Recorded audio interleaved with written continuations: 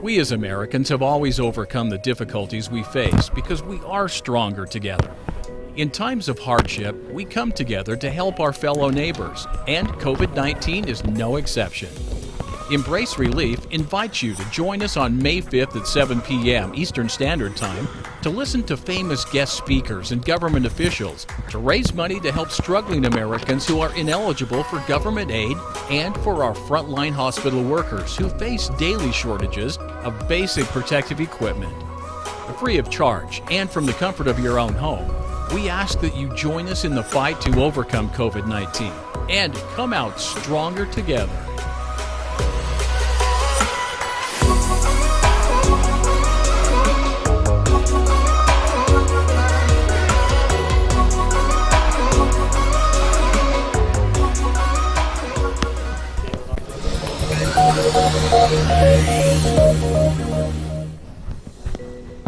We as Americans have always overcome the difficulties we face because we are stronger together. In times of hardship, we come together to help our fellow neighbors, and COVID-19 is no exception.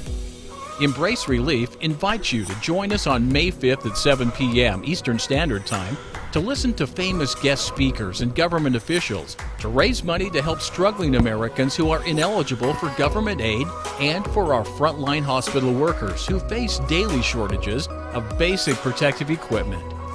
Free of charge and from the comfort of your own home, we ask that you join us in the fight to overcome COVID-19 and come out stronger together.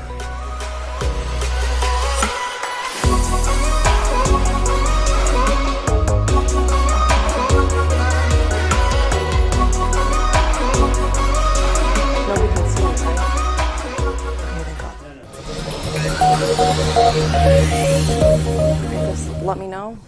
I guess I'll see it on this. We as Americans have always overcome the difficulties we face because we are stronger together. In times of hardship, we come together to help our fellow neighbors, and COVID-19 is no exception. Embrace Relief invites you to join us on May 5th at 7 p.m. Eastern Standard Time to listen to famous guest speakers and government officials to raise money to help struggling Americans who are ineligible for government aid and for our frontline hospital workers who face daily shortages of basic protective equipment. Free of charge and from the comfort of your own home, we ask that you join us in the fight to overcome COVID-19 and come out stronger together.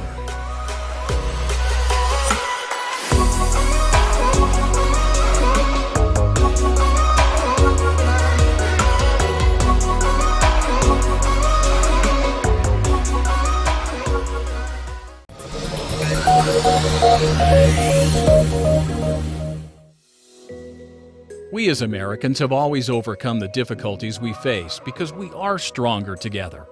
In times of hardship, we come together to help our fellow neighbors, and COVID-19 is no exception. Embrace Relief invites you to join us on May 5th at 7 p.m. Eastern Standard Time to listen to famous guest speakers and government officials to raise money to help struggling Americans who are ineligible for government aid and for our frontline hospital workers who face daily shortages of basic protective equipment. Free of charge and from the comfort of your own home, we ask that you join us in the fight to overcome COVID-19 and come out stronger together.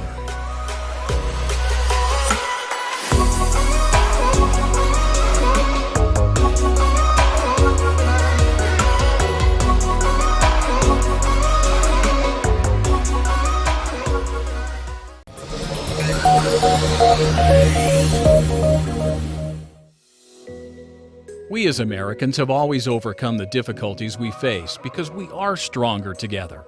In times of hardship, we come together to help our fellow neighbors, and COVID-19 is no exception. Embrace Relief invites you to join us on May 5th at 7 p.m. Eastern Standard Time to listen to famous guest speakers and government officials to raise money to help struggling Americans who are ineligible for government aid and for our frontline hospital workers who face daily shortages of basic protective equipment. Free of charge and from the comfort of your own home, we ask that you join us in the fight to overcome COVID-19 and come out stronger together.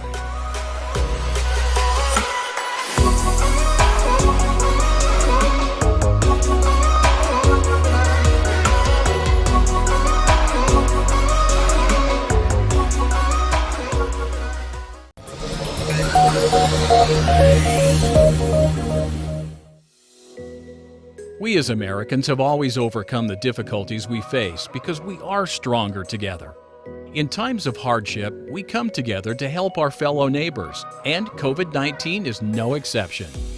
Embrace Relief invites you to join us on May 5th at 7 p.m. Eastern Standard Time to listen to famous guest speakers and government officials to raise money to help struggling Americans who are ineligible for government aid and for our frontline hospital workers who face daily shortages of basic protective equipment. Free of charge and from the comfort of your own home, we ask that you join us in the fight to overcome COVID-19 and come out stronger together.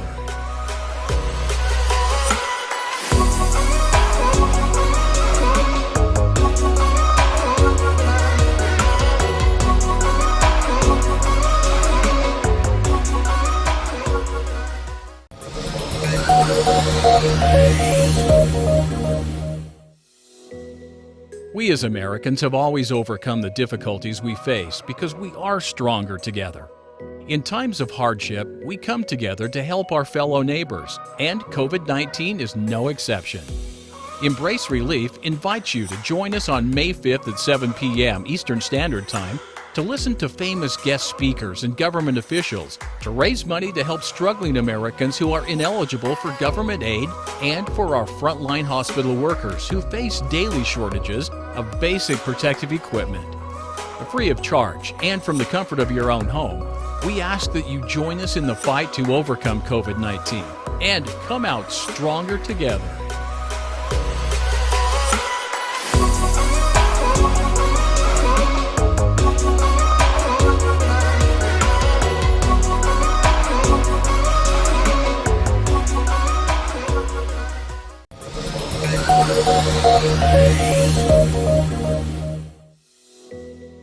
We as Americans have always overcome the difficulties we face because we are stronger together. In times of hardship, we come together to help our fellow neighbors, and COVID-19 is no exception. Embrace Relief invites you to join us on May 5th at 7 p.m. Eastern Standard Time to listen to famous guest speakers and government officials to raise money to help struggling Americans who are ineligible for government aid and for our frontline hospital workers who face daily shortages of basic protective equipment. Free of charge and from the comfort of your own home, we ask that you join us in the fight to overcome COVID-19 and come out stronger together.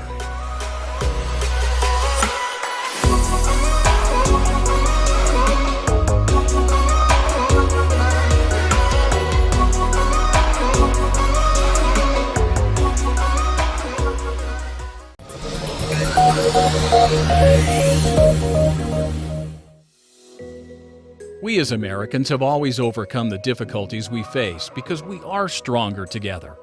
In times of hardship, we come together to help our fellow neighbors, and COVID-19 is no exception.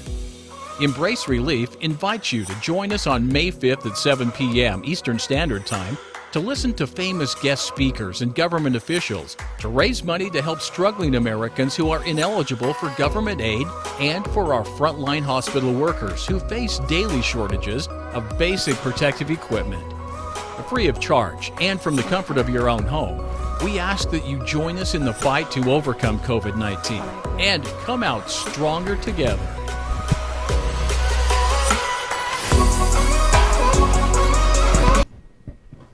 Hello, everyone, and good evening, good afternoon, good morning, depending on where you're tuning in from. My name is Dana Coppola, and I work here at Embrace Relief, as you can see.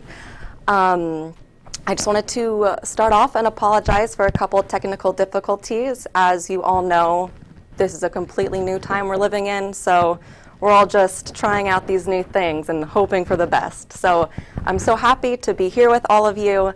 And for this Stronger Together live stream fundraising event. It's a great program that was instituted by Embrace Relief. And so tonight we will be requesting donations and pledges for people in the United States who are suffering because of COVID-19, suffering with financial anxieties and stress. So we're helping these people pay for their rent, their utilities, their food expenses and medication expenses, as well as raising funds to provide personal protective equipment to frontline workers in the hospitals who are heroes every single day, day in and day out. And that's what tonight is about, being stronger together, better than ever. And I want to say, before we go any further, thank you to our team at Embrace Relief, all of our partner organizations, as well as all of our guest speakers, which I will get into, and you as the viewer. Thank you so much for taking time out of your day and joining us. A little background about Embrace Relief. We're a nonprofit organization located in Fairfield. That's where I am now. Don't worry, I wore my mask, and we're all staying 6 feet apart. But like I said, just trying to make this all work. And we're a nonprofit who really utilizes our volunteer and partner network that we have worldwide in order to deliver sustainable solutions to people who have come upon hard times, hardships, and we really try to help those vulnerable populations anywhere we can. So I'm very excited for tonight. Again, thank you all for coming on. It's going to be a diverse, dynamic, fun evening with a lot of different special guest speakers, including, but not limited to, Boston Celtics player Enes Kanter. He will actually be our first guest in a couple minutes. Oh, there he is. Hi, Enes.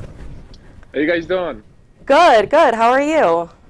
I am good, trying to stay safe and try to stay home. So it's been boring, not gonna lie, but that's the best way to just stay healthy, I guess. Yeah, like this whole event, we're stronger together, we're in it together, we're all in the same boat, Exactly. just trying to make it work. Yep. Yeah, but so how are you? How have you been other than trying to live day to day? I am actually, trying to stay positive as much as I can. I feel like, right now you turn on the news, there's so much negative news and negative energy out there. I feel like especially if you're a leader in a society, in a community, you have to bring positive energy because that's what we need the most right now. So like right now, I'm actually not gonna lie, gain around 10 pounds because we are. Don't get me started. I have been avoiding the scale.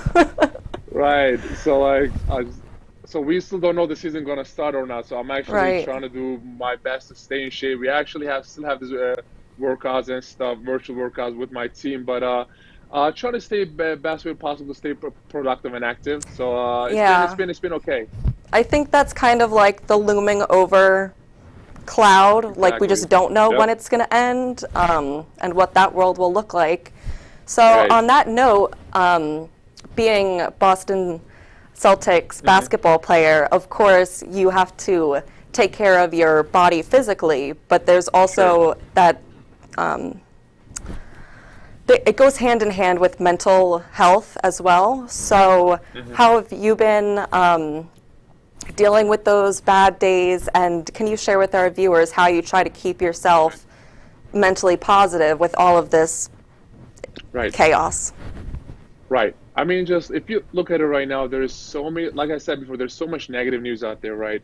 So, and there's so many people out there are just watching our life literally on social media and everything day by day, hour by hour. So like what I'm trying to do is try to bring positive energy as much as I can, because that's what we need right now. That's what our world needs right now the most. But the other thing is, I think, this time we always make excuses, right? How busy our schedule is. There's a lot of games, a lot of practices, or, schoolwork or homeworks, whatever. I feel like this is the best time to invest in yourself. So like, I've been actually really trying to focus on reading. Because I used to make a lot of excuses. I'm not gonna lie that how busy my schedule is and not have time for reading. And then the other thing is you just get a hobby. Every celebrity I talk to, they are trying to get a new hobby. So like, actually, I remember my mom used to tell me, "Hey son, I'm not gonna be there for you rest of your life. So learn how to cook." So now it's like, it's so risky to order food from outside. It's like, so I'm trying to perfect in my cuisines. And then the other thing is, I'm trying to learn how to play piano. And my fingers are too big, and I'm actually just pushing the wrong buttons and stuff. But like, I'm sure there's so many young viewers out there just watching us right now. My one thing to them, my one idea to them, don't just get on your Xbox and PlayStation, play video games all day. Do something good and invest in your future. I feel like that's what we need right now. Yeah, so we can all come out of this together. Exactly. And new people, new world, new people. So Right. yeah, definitely a good time to work on yourself and kind of do some inner reflection. Definitely. And I also just had a question for you.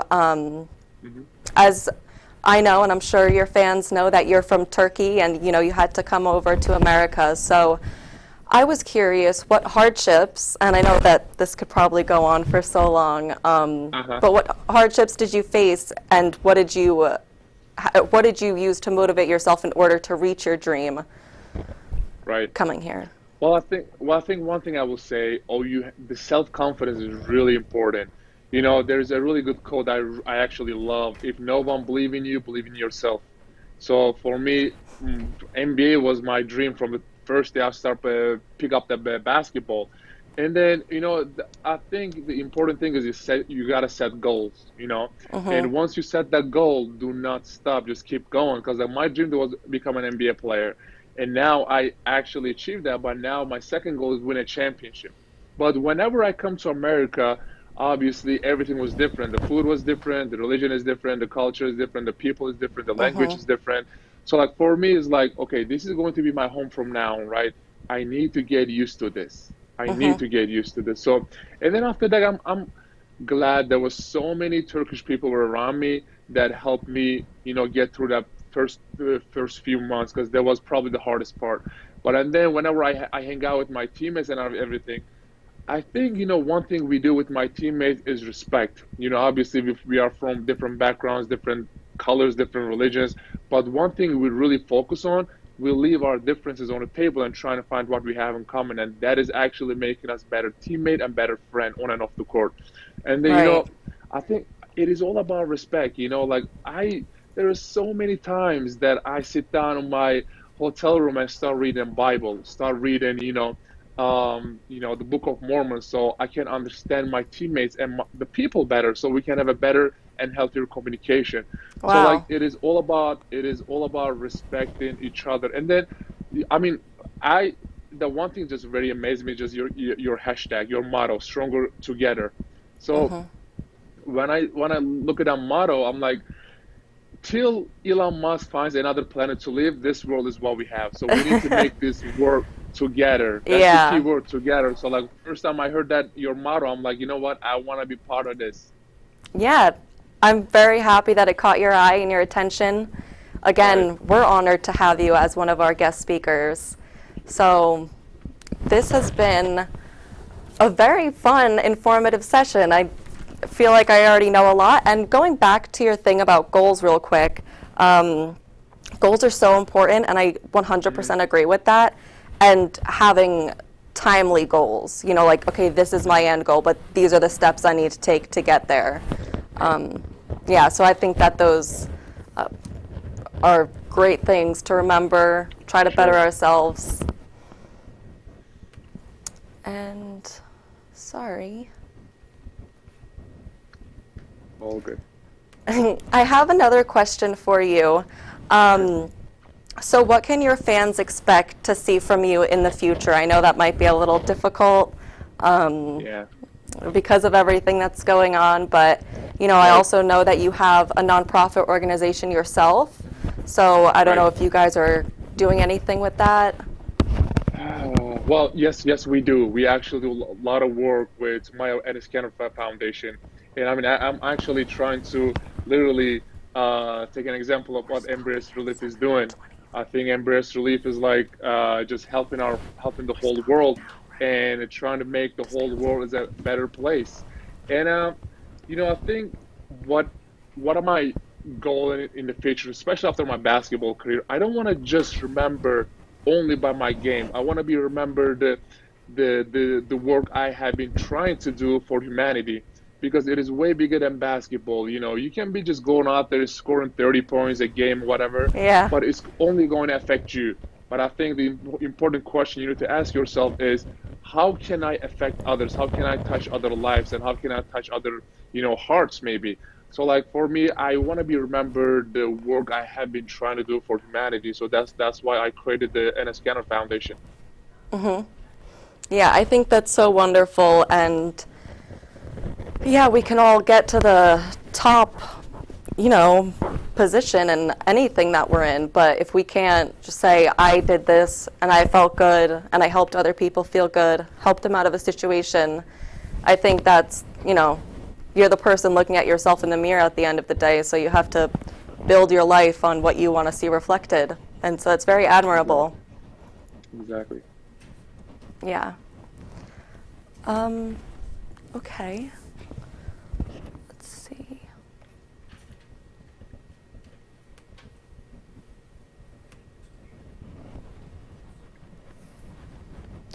And Enes, about your the Enes Kanter Foundation, can you just share with our viewers maybe a little bit more about that, what you guys do, and what you're trying to do over there? Right.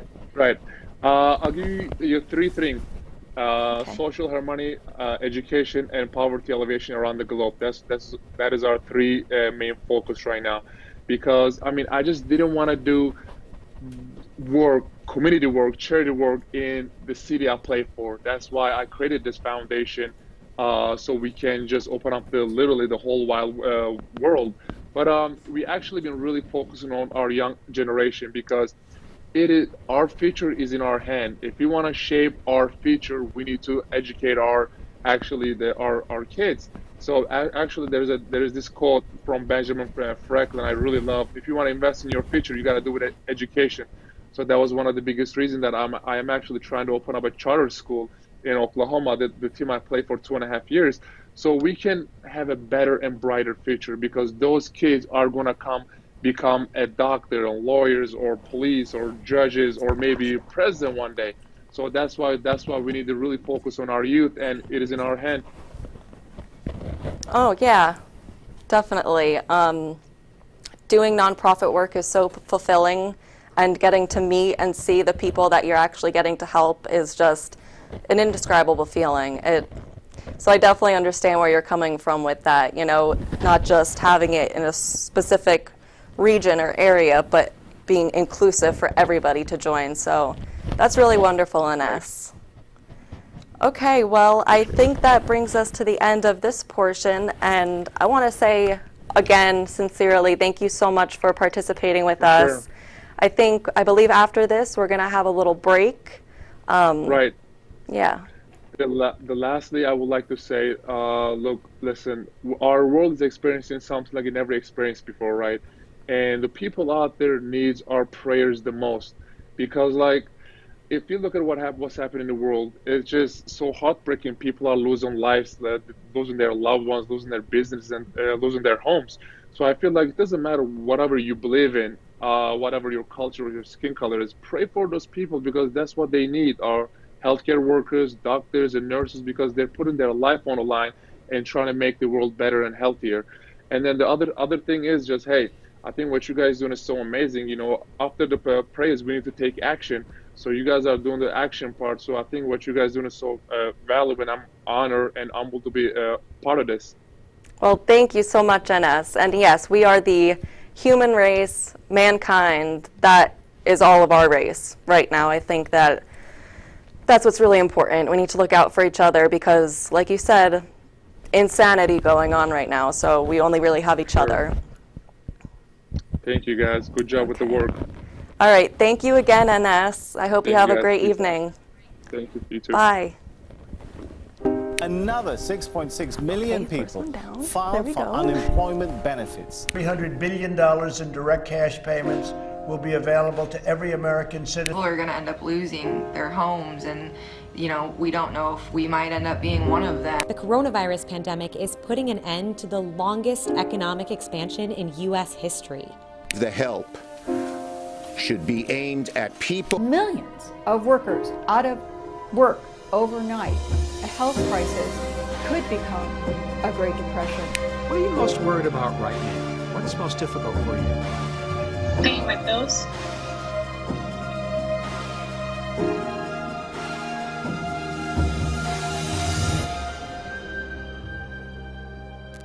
My wife and I have struggled because of the pandemic.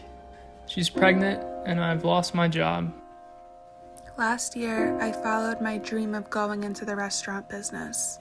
They closed dine-in service and my business went down. I was covering rent for my parents' house, my own house, and the restaurant with the income that came from my restaurant. I'm stuck in a difficult situation and I can't handle all this without help. I lost my job. I have about $250 in my account. I'm applying to jobs as a skilled worker, but nothing yet. I really need help. I'm also unable to take my children and wife to see a doctor because our New Jersey Family Care application is pending. I'm the sole provider. I think I can manage to pay for food doing Uber, but if I get sick with the virus and have to stay home, I won't be able to pay for any expenses. All of my family members are sick, and our father tested positive for COVID-19. He's in critical condition. We've stayed home since March 13th and have no income to afford our expenses. I need help. We're a family of 5. Providing for my family has become a burden for me. I've experienced tremendous losses, and now I have no income because of COVID-19. I'm desperate.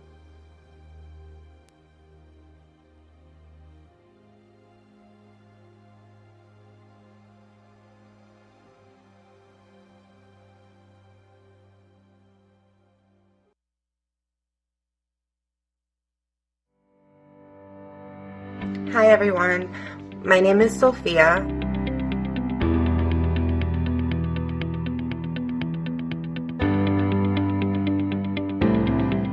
I just wanted to send a short video and a very heartfelt thank you to Embrace Relief and the help that they have provided us during this very difficult time. I had lost my fiance back in July 2019. Also after losing a pregnancy.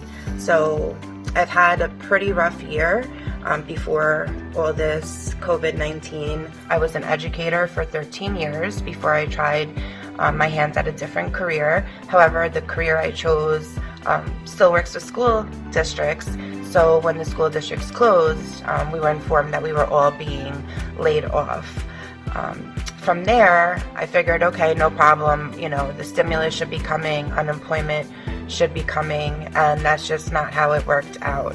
My unemployment claim took 3 weeks to process, and when it did process, I was told that I owe some type of outstanding debt and that they were going to be garnishing my weekly benefits and putting it towards that outstanding debt. So I have literally seen none of my unemployment money. So I've been living off of no income for the past 5 to 6 weeks now.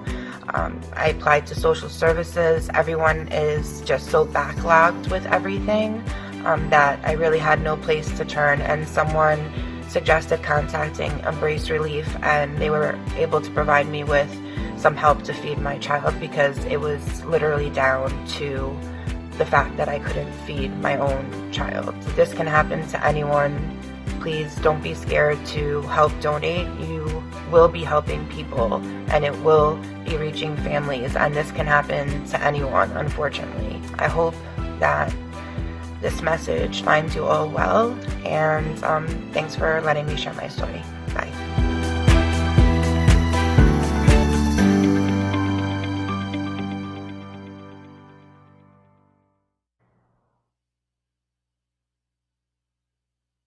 Hi, good evening. My name is Kirsten Vanderhoff, and I am on the board of directors with Embrace Relief Foundation. As you heard, we are a 501c3 nonprofit organization collaborating with volunteers all over the world to deliver assistance and help to those in need. This is a very difficult time for us. As this novel coronavirus continues to spread globally, people living in crisis will be hit the hardest. Extreme social distancing is unsustainable, and that's where we're going to come in and try to do what we can to help. As the world struggles to deal with the fallout of the COVID-19 pandemic, the needs of the most vulnerable must be addressed, and they cannot be neglected or forgotten. This is where you're going to come in.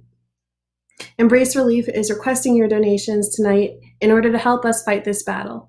Your donation could help keep food on the table for families in our communities. Food boxes have already been going out to communities all over the country, all the way from the East Coast to the West Coast. Your donation can also help provide much financial assistance to those who cannot otherwise get it from government programs. There are a lot of families, as you just saw, like from Sofia's story, where she's ineligible for any assistance and she needs to count on organizations such as Embrace Relief to help her get through this time. We have already received over 600 applications for assistance since the beginning of this global crisis. We are stronger together, so please consider donating now and working with us to help fight this battle. You can donate by texting the word TODAY to 707070, connecting to our Facebook page at Embrace Relief, going to www.embracerelief.org and clicking Donate Now, or by calling 201-528-3181. I will be checking in with you periodically throughout the evening, and thank you again for joining us this evening.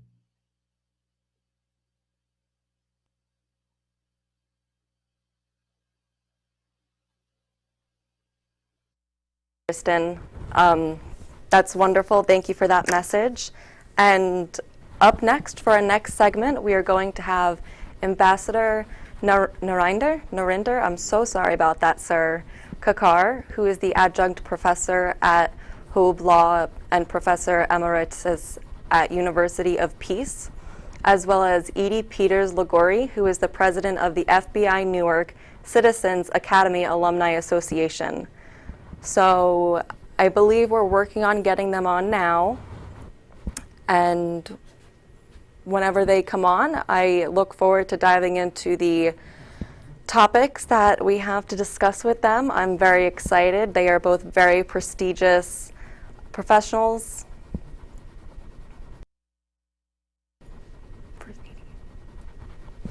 Edie, are you on? Yes, I'm on, Dana. Hello so nice again. To be here. Yes. How are you? Good. How are you? Great. That's Thank you good. so much for inviting me.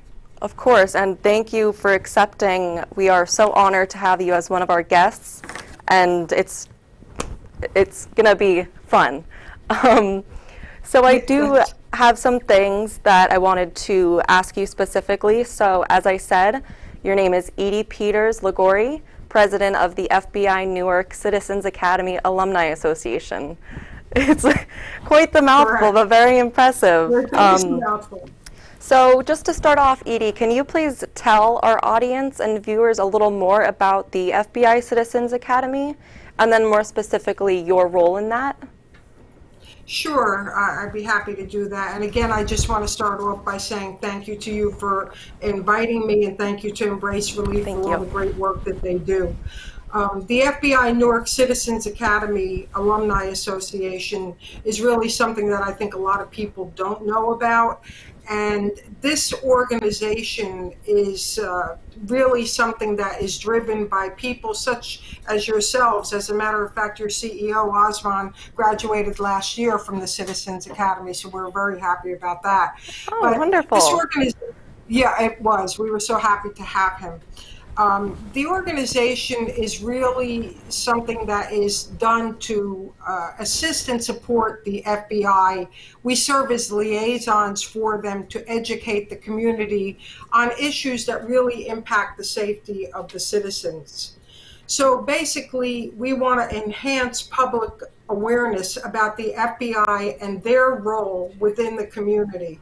And our hope is that this strengthens relationships not only locally but nationally with minority groups, religious groups, organizations, nonprofits such as yourselves, and other entities. Right. We partner with the FBI Newark Division Community Outreach Team to do a myriad of activities within all the communities throughout the state, basically serving as ambassadors of information. And the partnerships that we have made with them have enabled us to do so many different activities, including a Chasing the Dragon program, which was done to over 15 middle schools throughout the state to really educate the middle school children about the dangers of opioid and drug addiction.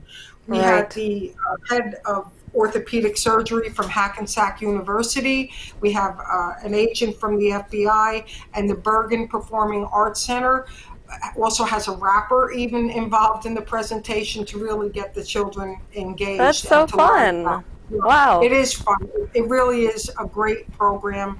And we were extended into this year to do more schools, but because of this COVID, we had to put a little bit on hold. Right. We also do senior fraud presentations, really for the caregivers, the seniors themselves. There's so much out there targeting this population that's very vulnerable. So we want to get the word out to them how to protect themselves. In December, we had human trafficking event that goes on, continues to go on, and we've raised a lot of much needed gift cards for these people that when they come into the FBI Special Victims Unit, they're able to be helped with a meal or supplies that they may need.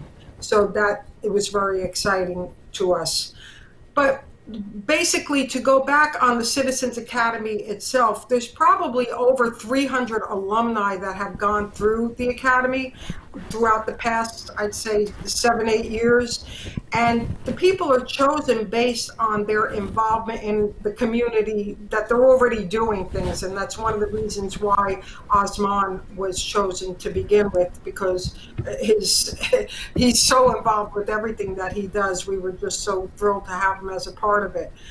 But from there, we attend a 7-week training program at the Newark FBI, and the training is given by the special agents in all different aspects. We had weapons of mass destruction training, human trafficking, cybersecurity, forensics, white-collar crime.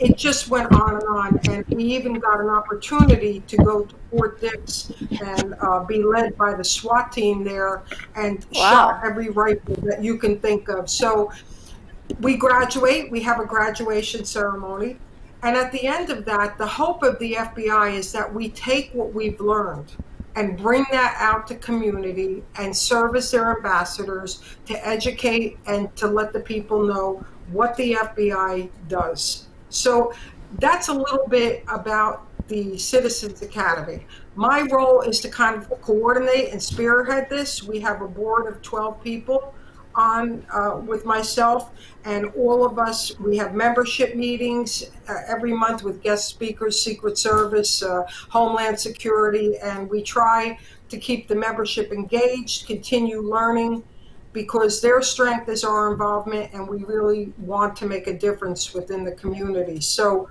that's basically what we do, Dana. It's fascinating. As I said, people don't know too much about this, but I've learned so much about the work the FBI does on a daily basis to keep us safe.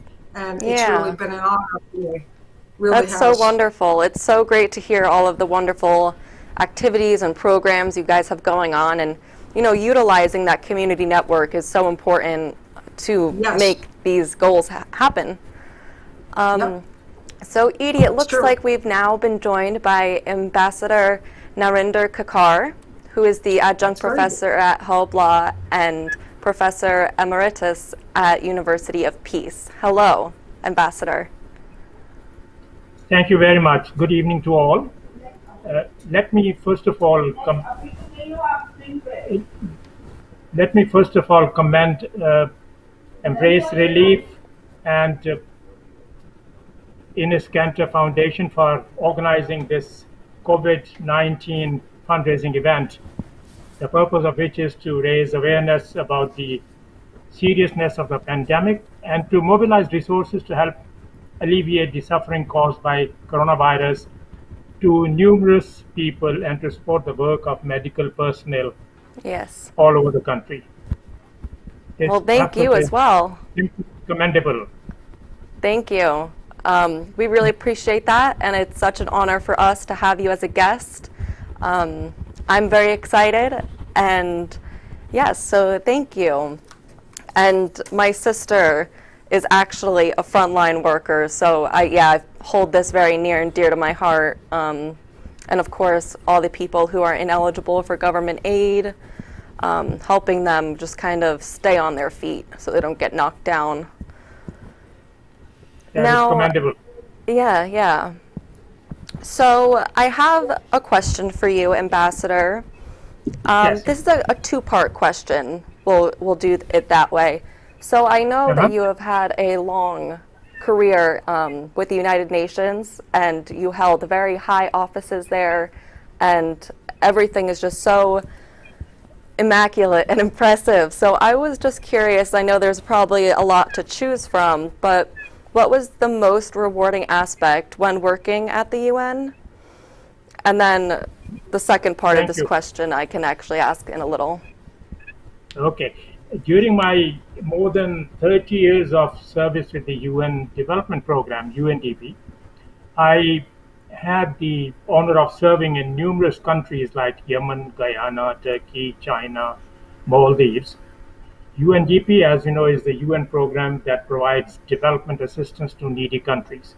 The most rewarding aspect for me was to work with people of different ethnic, cultural, and social backgrounds with different levels of economic and financial status.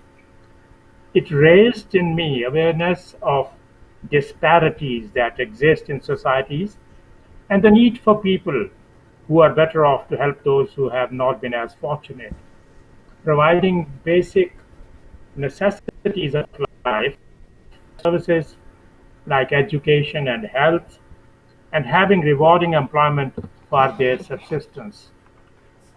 After retiring from UNDP, I have served a number of organizations. I have served IUCN, International Union for Conservation of Nature, which is the world's largest and oldest environmental organization. And as you mentioned, I do work for the University of Peace as a professor emeritus, and I am permanent observer to the UN. The experience of the last 50 years working in and around the UN has broadened my outlook to life and to appreciate the diversities and use those diversities as our strength. Definitely. I think, you know, when you get to travel to a place of the people that you're helping, it completely just opens your eyes and mind to something that we wouldn't even be able to fathom. And I was saying this to Ines earlier. Right now, with everything that's going on, you know, I truly believe we have to remind ourselves that we're the humankind, the human race. That is what we should identify by. And, you know, we need to be stronger together now to be better than ever when this is all over. And yeah, I think it's important to just recognize another person as just a fellow human being. And I think that that can really change the whole outlook that people have. In regards to the environment portion of what you were just speaking about, this is another question for you that I'm very interested in. And it goes, so how can we maintain the decreasing levels in global warming when quarantine is over? Because I'm sure, as you've seen, like, there's the dolphins in the canals in Europe, and you can see all of the pollution over the cities has really gone down. So how do you think that we maintain that decrease in global warming? Well, once the pandemic is over, we should focus on reducing the level of global warming. And I'll talk about 2 or 3 points or 2 or 3 steps we could take. As you know, fossil fuels like coal, gas, oil, contribute a great deal of emissions, that is carbon dioxide or CO2 or greenhouse gases as we call them. We should focus on reducing fossil fuels and move to renewable energy sources like wind power, solar energy, hydrological power, geothermal sources like biomass, etc. Secondly, I think something very simple that we could do is to reduce energy wastage. The US Energy Information Administration estimated some time ago that 40% of the energy used can be attributed to the building stock, that is energy consumed by buildings, and that by reducing wasteful consumption of energy, we are already contributing to reduction in emissions. 1/3 there's a estimation that this energy use can be reduced by about 1/3 in the building stock. Now, then we come to food. It's been estimated that 13% of U.S. greenhouse gas emissions result from the production and transport of food. Now here I think we should buy local and eat a more diversified diet, including maybe less meat and dairy, to reduce your carbon emissions resulting from the use of fossil fuel-based fertilizers, pesticides, and gas required to produce and transport food we eat. Another very important aspect that we probably do not highlight enough is the issue of deforestation. Right, yeah. Cutting of trees accounts for, according to various estimates, between 15 and 20% of greenhouse gas emissions, 15 to 20%. Why is that important? Forests and trees serve as sinks. They absorb greenhouse gases. So they reduce the carbon dioxide emissions from the atmosphere. Those of us who live in suburbs and in rural areas should maybe plant trees. Of course, there are many other actions that we could take, but because of paucity of time, I'm not able to talk in detail about them. Yeah, it's just kind of mind-boggling, you know, when you really do sit down and think about it, how much we are putting into the air and what we're doing to our earth. And it's finally getting a chance to heal. So I feel like if there were going to be big changes, this would definitely be the time when, you know, the world is reopened. Yes. Yeah, it's kind of a good starting point. But I have a question for the both of you. Edie, are you still here? Perfect. Okay, so a question for the both of you that feel free to answer whenever. Do you guys believe that we could have been more prepared for the pandemic? And how long until you think the world, I think even psychologically, will be able to recover? And, sorry, it's like a three-parter. How can we work collectively as a community to bring back that sense of normalcy? I can just speak a little bit.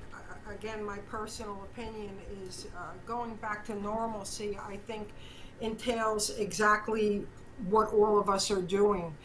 Just doing this type of community event, and for us in the Citizens Academy, instead of doing our outreach activities on cybersecurity and human trafficking, we've donated food, we've gotten with Embrace Relief, we partnered with them to get face masks and gloves for people in homeless shelters and throughout the state and people in need. That type of thing, when I'm doing that, I feel normal. I almost forget that there's something else going on because I'm helping people. And I think that's the key. And I think that's who our country is and who our state is and who the world is, that people enjoy helping other people. So to me, that will give us back a sense of normalcy. And again, that's just my personal opinion. Could we have been more prepared? I guess preparedness means that you have to have a plan A, B, C, D, E. We probably had a plan A and B, but we didn't get to C and D. So right. I don't think anybody really could have been prepared for the magnitude of this pandemic and what it was going to cause. So I think it will take us probably not so long for us as human beings and people to acclimate and do things, but as far as financially and that type of thing, I think that will probably take years. That's just my personal opinion. Yeah, Ambassador, you might have something else feeling on that. Yeah, Ambassador, do you have any thoughts or comments on that one? Well, I think right now we should focus on saving lives. That's extremely important. We should right now devote all our energies and resources on saving lives, providing all equipment and medical supplies that are needed by hospitals, nursing homes, and medical personnel, like ventilators and other equipment and needed supplies. Once the dust has settled, we can do introspection and see if we could have done things differently and take lessons for dealing with future calamities, pandemics, etc. Right. I think that, yeah, I think we'll definitely be prepared, or at least have some type of plan to try and, you know, rebuild from this after everything is said and done. And, you know, who knows when that will be. But yeah, I agree. Yeah, I agree with the both of you. For the time being, I think, you know, we all need to help each other and be stronger together. And that's what the whole goal of this is for, is to help our fellow humans and our brothers and sisters around the world, and it's in the United States especially, and our frontline workers who are our heroes every single day, putting their lives on the line. We need to support them, and also people who are ineligible for government aid. So again, thank you both so much for joining. This has been really great, very informative. Definitely learned a lot about FBI. Before we quit, let all of us join to salute all the medical personnel, doctors, nurses, and all support staff who risk their own lives to serve fellow human beings. Yes. We salute them. Definitely. They are our heroes. They are heroes, definitely. All right, thank you guys so much. Thank you, and all the best of luck in your endeavor. Okay, I'll keep you guys in my thoughts and prayers, and stay safe. Thank you. Thank Bye-bye. you again. Thank you Okay, for having us. thank you. Good night. Good night. And so for this next guest, it's going to be Dr. Joan Rivett, who is the Human Rights Commissioner, and she has a message that she wants to share with you guys. It's roughly about 3 minutes long, so enjoy. Hello, everyone. First of all, I'd like to take this opportunity to thank Embrace Relief, Peace Islands Institute, Osman, Adam, and certainly Enes Kanter for all that they do. I hope that you're all healthy and staying positive. Staying positive is very important during this coronavirus pandemic that affects us all. Let me tell you, we would be helpless without those individuals who are on the front lines doing their essential work, keeping us safe. They do this at great risk to themselves and often putting their loved ones at risk as well. I'd like to give special thanks to the first responders, medical professionals, the grocery and food service workers, postal workers, and the delivery drivers, to name a few. We must do everything we can to keep them safe. We are coming together tonight in a common cause. Every day we do our part by social distancing, wearing masks and gloves, and even staying at home. And yet, we are still not out of this pandemic and the devastating impact facing millions of us. Where do we turn? To those in the front lines. Where do they turn? Tonight, they turn to us. We have been through so much together in the past few months. We're guided by facts given daily by our government officials and our medical professionals. Let's not forget, those graphs and figures represent human life. So many individuals, due to these difficult times, are unable to help themselves. Jobs have been lost. There are worries of not knowing how food can be put on the table and how to keep a roof overhead, how to keep ourselves and others safe and well. These are major concerns. The funds that are collected tonight will help address these concerns. That's where other heroes come in. Embrace Relief and Peace Islands Institute are heroes. They can only do their part with your help. You too can be a hero. Now is the time to do the best you can. Do it from the heart and not just the wallet.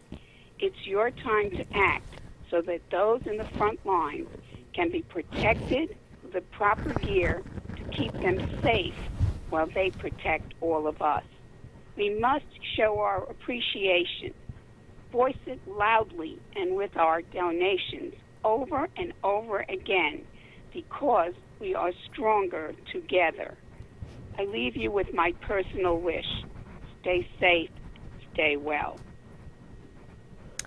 Joan, wow, thank you so much. And yes, I 100% agree with that. We are stronger together, and we will be better than ever. As long as we keep working together and staying strong, helping one another when the time comes, I have no doubt in my mind that we will be better together after all this and stronger together. So again, Joan, thank you so much for that lovely message, your kind thoughts. And right now we're going to take a short break again with some videos and for Kirsten to give you guys another message. Thank you for having me.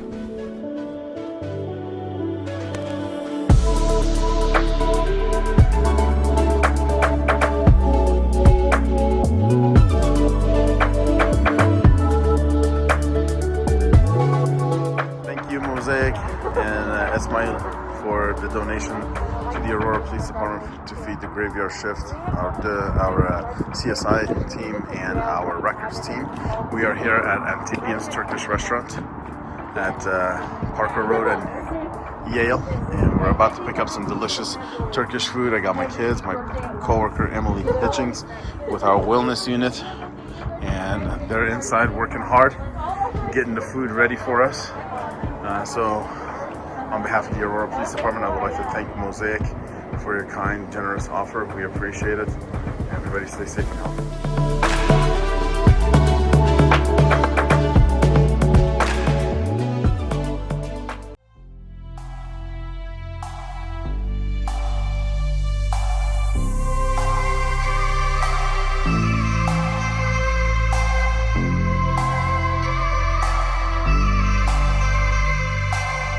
We really appreciate the Metropolitan Nashville Police Department. Really appreciates the generosity and donation for all of our officers with the mask. It's a good thing, community involvement. We all do volunteer work, and we really appreciate it. And it's always a good thing to help each other out. Thank you so much for your service. Thank you.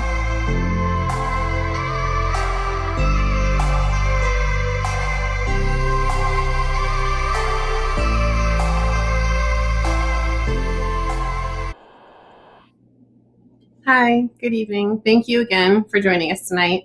My name is Kirsten Vanderhoff, and I am on the board of directors with Embrace Relief Foundation. I hope that you enjoyed NBA player Enes Kanter joining us this evening, as well as esteemed Ambassador Reverend Cacar and President of the FBI Newark Citizens Academy, Edie Peters Ligori. Ambassador Cacar could not have said it any better. We need to start focusing on saving lives. I wanted to take this moment to inform you of what Embrace Relief has already been doing in this battle against COVID-19, because even before this event tonight, we have been working tirelessly to try to give back to the community, protect the community, and make sure everybody has what they need. So, I have a list. In March, we had our Arkansas Cultural Dialogue Center, a sister organization, organized a memorial program with the participation of 50 people for those who lost close relatives and friends before social distancing was fully implemented. Going into April, thousands of masks have been made by our volunteers and purchased and distributed to local police stations, emergency centers, hospital staff. We are doing whatever we can to get that personal protective equipment out there and on the streets and into the hands of people who need it the most, the people who are protecting us. Because again, we need to start working together. We are stronger together in order to save lives.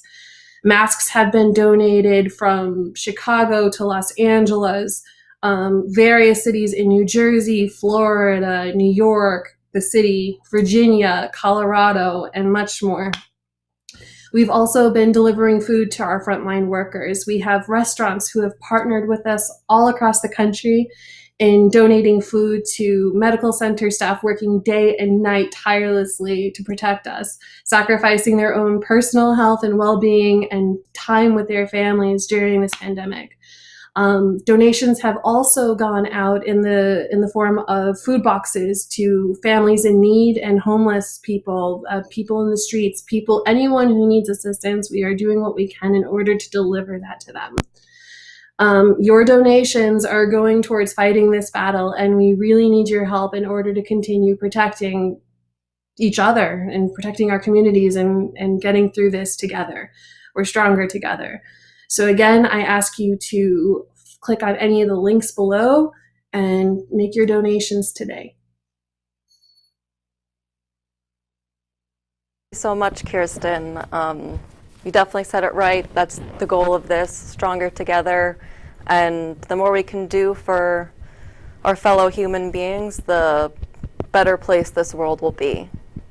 So thank you. And coming up next, we will have Dr. Katrina Sweat, who is the president of the Lantos Foundation for Human Rights and Justice, and also Mrs. Elise Akiva Nestero, who is the president and CEO of the U.S. Bulgarian Chamber of Commerce. So, hello. Hello, how are you? I'm good. How are you? I'm very well, and I'm so pleased to join you for this important effort to raise awareness and attention and support for so many people going through such extraordinarily difficult times right now as the world grapples with this pandemic. Yes, and thank you so much for joining us and being one of our very special guests. We are happy and honored to have you here. Well, it's my great pleasure to be with you. Thank you. And hello, Elise. I saw you just joined us. How are you? Good. How are you? So far, so good. Yeah. All the speakers are great. Happy to be here, and I'm happy to support a great cause. And hopefully, together we give, together we stand, together we will get through this. Exactly. And we'll be stronger together, better than ever. Yes, that's the goal of this. And I was just saying thank you to Dr. Katrina for joining us, and thank you also, Elise. We really appreciate it, and we're honored to have you here.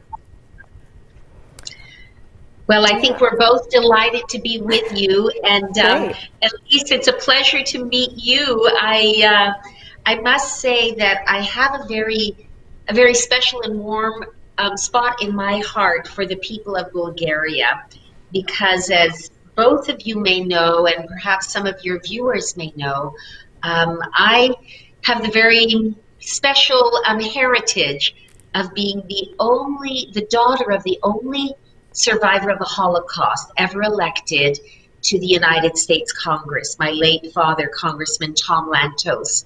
Wow. As I say, he was the only Holocaust survivor ever elected to serve in the U.S. Congress. He became Congress's most outspoken and passionate defender of human rights. But something that many of your viewers may not know is that Bulgaria was one of very, very few countries in Europe during the midst of the horror of the Nazi Holocaust that acted to save the Bulgarian Jews. And as they faced deportation to their certain death, leaders in parliament and in the religious community, the Christian religious community, stepped forward to say, we will not permit this to happen. And they protested, and they even threatened to put their own bodies on the railroad tracks to keep these trains that were going to take these innocent Bulgarian Jewish citizens to their death. So at least I want to kind of pay tribute to your countrymen for doing something that very few people did in that dark time. And I think it somehow represents, what this event tonight is about, where we stand together. You spoke a moment ago about us being stronger together. when we stand side by side with our fellow human beings who are suffering, who are threatened, then we are living up to the very best of what it means to be a humanitarian. Mm-hmm. Absolutely. The pleasure is all mine, Dr. Katrina, and I'm so glad to hear. I did not know about this background, but I have a great friend now next to me and in front of me online of Bulgaria. So I'd be happy to connect after even the event. But yes, we're very proud with our history that indeed the country of Bulgaria helped many Bulgarian Jews, from the big event that happened, unfortunately, back then. Yes. But like you said, and the cause tonight, it's all about standing together, stronger together, giving together, and only as human beings, if we leave our differences and just find our, commonalities, we can get through this and find a way just to, live in peace and, just like a really nice, rational dialogue between all of us. So happy to be on the same panel with you. Well, I'm delighted as well. And certainly this pandemic requires us all to work together. As we're sitting here, the three of us tonight, each of us in a different place, in many corners of the world, scientists and researchers are working their hardest to try and find a vaccine for this terrible scourge that is killing so many people globally. And, we know that a pandemic knows no borders, and we must know no borders in the way that we, again, join together, support one another, and commit ourselves to really defeating this very serious threat that the world faces. Absolutely. Well said. Yes. Absolutely. Now, Dr. Sweat, so earlier you were speaking about your father, Tom Lantos, and Yes. as I said, you are the president of the Lantos Foundation. So I was wondering if you could just share a little bit more about what that organization does. And then I have a side question. When you became president, was it always a dream to you or for you to follow in your father's legacy and, being passionate about what he worked to build? Or was it just something that you always wanted to do? Well, that's a great question. As you can probably tell, I'm very proud of my father and feel that he left a really extraordinary legacy. He was the founder of the Congressional Human Rights Caucus, and he found a way to bring Republicans and Democrats, people who disagreed about almost everything, together around the issue of human rights, and recognizing that human rights are not partisan. They transcend a lot of the differences that can sometimes divide us in the political arena. And so when my father passed away, I felt very strongly, my mother, who had been a full partner with my father, and my sister, we knew we wanted to try and continue his legacy. So we established the Lantos Foundation for Human Rights and Justice to do just that. And a key part of what it is we seek to do is to make sure that human rights concerns remain a central part of American foreign policy. The United States tends to loom very large in the world. We're still, the world's largest economy, a very influential country. And we want to make sure that on issues ranging from human trafficking to internet freedom, to the promotion of democracy, to international religious freedom, that the United States continues to be a leader. And so we have a lot of initiatives in a lot of different areas. In fact, one of the ones I just mentioned is, I think, quite relevant to the situation we find ourselves in now with the pandemic, and that is this question of international internet freedom. As you know, Elise, Bulgaria at one time was behind what we used to call the Iron Curtain. But today, in our world, we have societies, most notably China, Iran, that are behind a digital Iron Curtain. Their governments seek to keep their citizens walled off from the free exchange of information that you and I take for granted. And we see how dangerous that is, not only for the people in those societies, but for the whole world. Because from what we know about this pandemic, it began in China. But China, because of its heavy censorship and its heavy control of information coming in and going out of that country, was not transparent and didn't allow the rest of the world to be alerted in a timely fashion to this very great danger, which now has spread globally. So we need to have, speaking as an American, we need our government to do more to support sort of the freedom fighter entrepreneurs who are creating the technology and the tools to enable people in these societies that are behind these digital iron curtains to safely, anonymously, and freely access the information that the three of us take for granted. But yeah, I've always been passionate about human rights. I think it was in the DNA. I couldn't really avoid it growing up in my family. So I guess the short answer to your question would be yes, this is something I've always wanted to do, and I feel very lucky and privileged to be doing the human rights work that we do at the Lantos Foundation. That's wonderful. Very, very incredible. Thank you. Yeah, and thank you for all the work that you do and protecting those who are vulnerable and need help with things such as human rights violations, and just, people staying individual people, not being thought of as like a mass, just throw them all into, So I think that's so important to realize that everyone is their own individual, they have a story, and I think that's wonderful that you protect them. Thank you. Mm-hmm. And Elise, I have a question for you. So you empower both volunteers and staff to lead organizations to improve communities. Do you believe empowerment is the key to unlocking a person's true capabilities? And you're also the president of Akiva Consulting, a company to promote personal and professional growth, as well as provide strategies for effective communication. Do you think, sorry, it's kind of a long-winded question, but those kind of go hand in hand, organizations improving their communities, but it can be so difficult at a time during this pandemic. How would you advise that people can still do that, unlock their true capabilities, and effectively communicate with a team or colleagues? Absolutely. Thank you for those questions, and it's a really great point, and I'm glad to hear that. I also have a chair of a foundation, in the panel, because I'm sure as a foundation, all the tricks about effective communication and the strategies, but I'll tackle the second part first with the communication strategies. Honestly, the first message that from a nonprofit standpoint is start communicating right away with your stakeholders.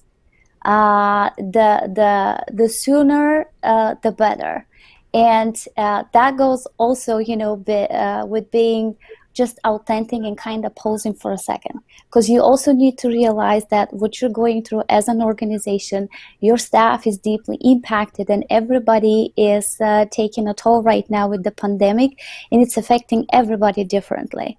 I mean, there's emotional toll to it. I mean, there's physical toll to it when people and staff are impacted. But utilize all your online presence. Make sure your email, social media, the blogs, if you're doing websites and other online platforms, are clearly communicating and they're getting the same messaging out. Share resources. If you don't have your own resources that you are creating, make sure you are sharing resources and up-to-date information from CDC, WHO, or your state and county health departments. Use the best practice of always sharing ever one link, because you cannot share multiple links and making sure they're all up to date. Information changes daily. So make sure you're utilizing one link, and you designate on your website an area or even a page where you're going to have all this information posted, and it's going to get updated regularly. Communicate with your employees about all the measures that the nonprofit or the organization is taking as far as relates to COVID-19. Promote all those steps that your volunteers and employees can take at work. Do it respectfully, though. Again, the emotional toll that some people might feel very strongly about these issues can jump into really unwanted conclusion from organization point. Be clear and direct with your stakeholders and donors. Describe the impact on the organization. Make sure if you have any scheduled events, make sure they know that those are postponed and do it in a timely manner.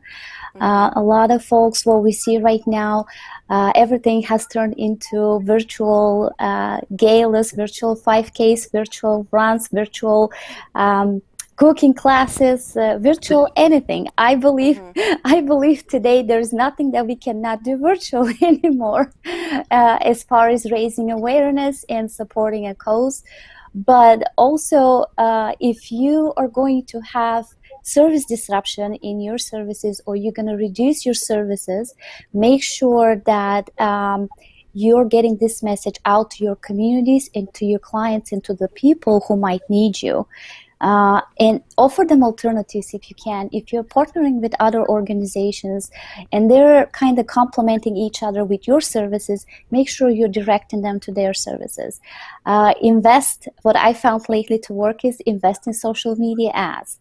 And sponsoring ads, that works miracles because it will reach a larger audience and people will know how to find you and how to contact you and what you can do for them. So again, that goes, hand by hand with making the information easy to find. Some folks, have difficulties reading text in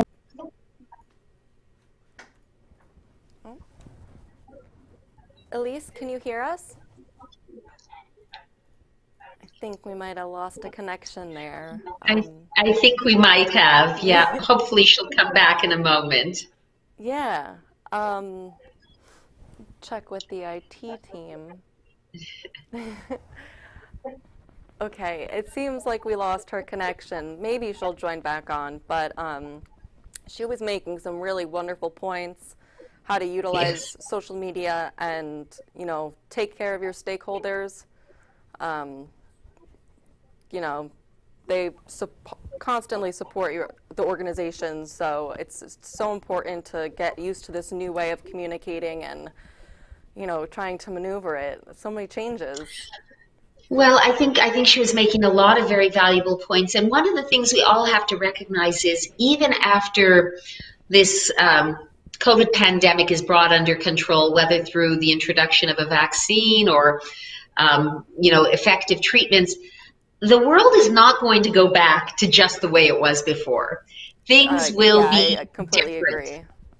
Going forward. And so the kinds of skills and competencies that Elise was talking about developing are things that organizations that want to reach out and partner and serve humanity and provide relief are going to need to continue to develop and refine and become more sophisticated at. So these are tactics, if you will, that will be valuable long after this particular moment in time that we're in has passed. Right. And we're coming to the end of our little segment here, but I have a question that for a final one that actually has to do with all of this new communication and who we're looking to for information. So you have an interest in world affairs, as we discussed earlier, very hands-on with that. So do you believe that there should be precautions as to what is said by world leaders during these unprecedented times to avoid conflict between people and other, countries or places? Well, absolutely.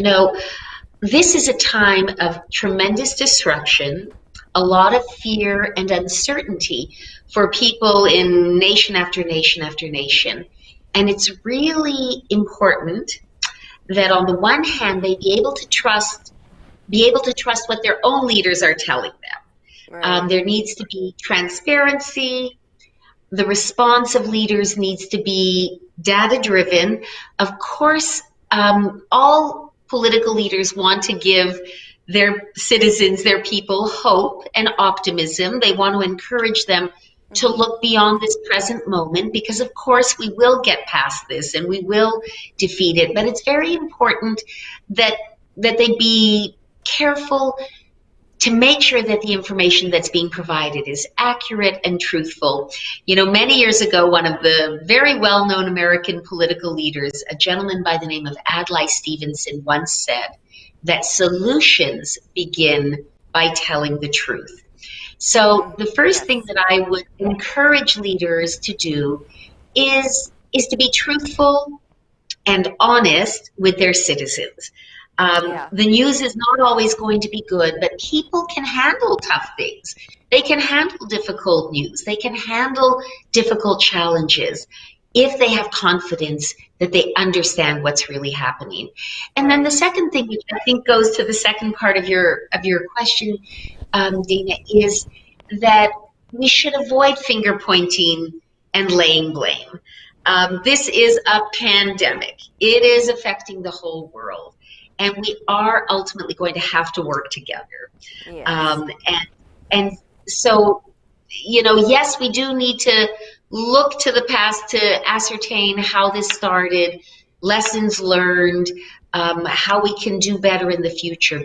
But we also want to look forward in a positive and proactive way as to how we can work collaboratively, compassionately, and effectively with our partners around the world to solve this problem, to beat this virus, and to move forward. Yes, I completely agree with that. Fighting through that communication barrier, and you know, it's so difficult sometimes, like you said, to watch the news. But also there's just so many outlets. So I think that, you know, that transparency part will really benefit everyone if we can get that. Yeah, the government or political leaders, we need confidence from them. Absolutely. So, yeah, I think having those open conversations are good. They're good, they're necessary. Sometimes they're uncomfortable, but not everything that's uncomfortable is bad for us. It's growth. There you go. That's the key word. I quite agree. Yeah, it's all those growing pains, but we'll get through this together, come out stronger together, better than ever. And Dr. Katrina Sweat, I just want to say again, thank you so much for joining us. You have given us some very insightful perspectives, and thank you for sharing about the Lantos Foundation. The work that you're doing is incredible, and thank you so much. We are so honored to have you. Well, it's been my honor to be with you, and I want to commend Embrace Relief and the Rumi Forum for organizing this. And I know you are really making a difference, and I'm so pleased that I could join you. So thank you for having me, and I know the rest of your guests will be wonderful, and good luck with the rest of the program. Thank you so much. Thank you so much, Bye-bye. Dr. Katrina Sweat. Bye-bye. Okay, everyone, so now we are going to take a short break again, just for a couple of minutes to show you guys some videos of the work that we've been doing, and also another message from Kirsten. So thank you, guys.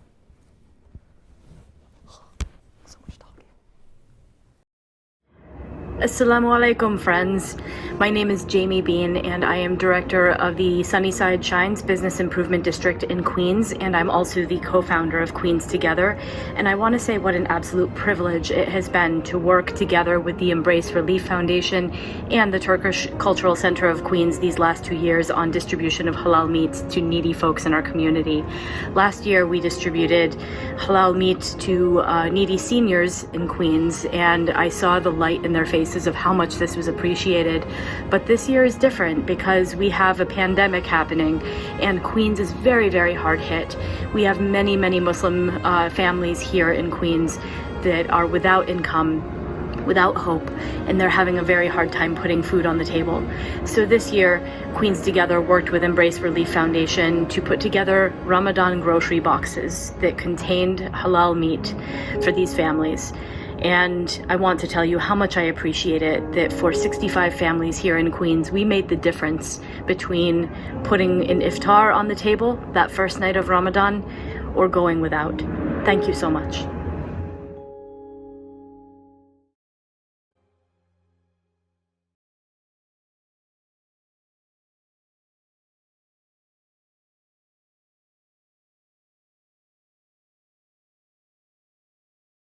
Another 6.6 million people filed for unemployment benefits. $300 billion in direct cash payments will be available to every American citizen. People are going to end up losing their homes, and we don't know if we might end up being one of them. The coronavirus pandemic is putting an end to the longest economic expansion in U.S. history. The help should be aimed at people. Millions of workers out of work overnight. A health crisis could become a Great Depression. What are you most worried about right now? What's most difficult for you? Paying my bills.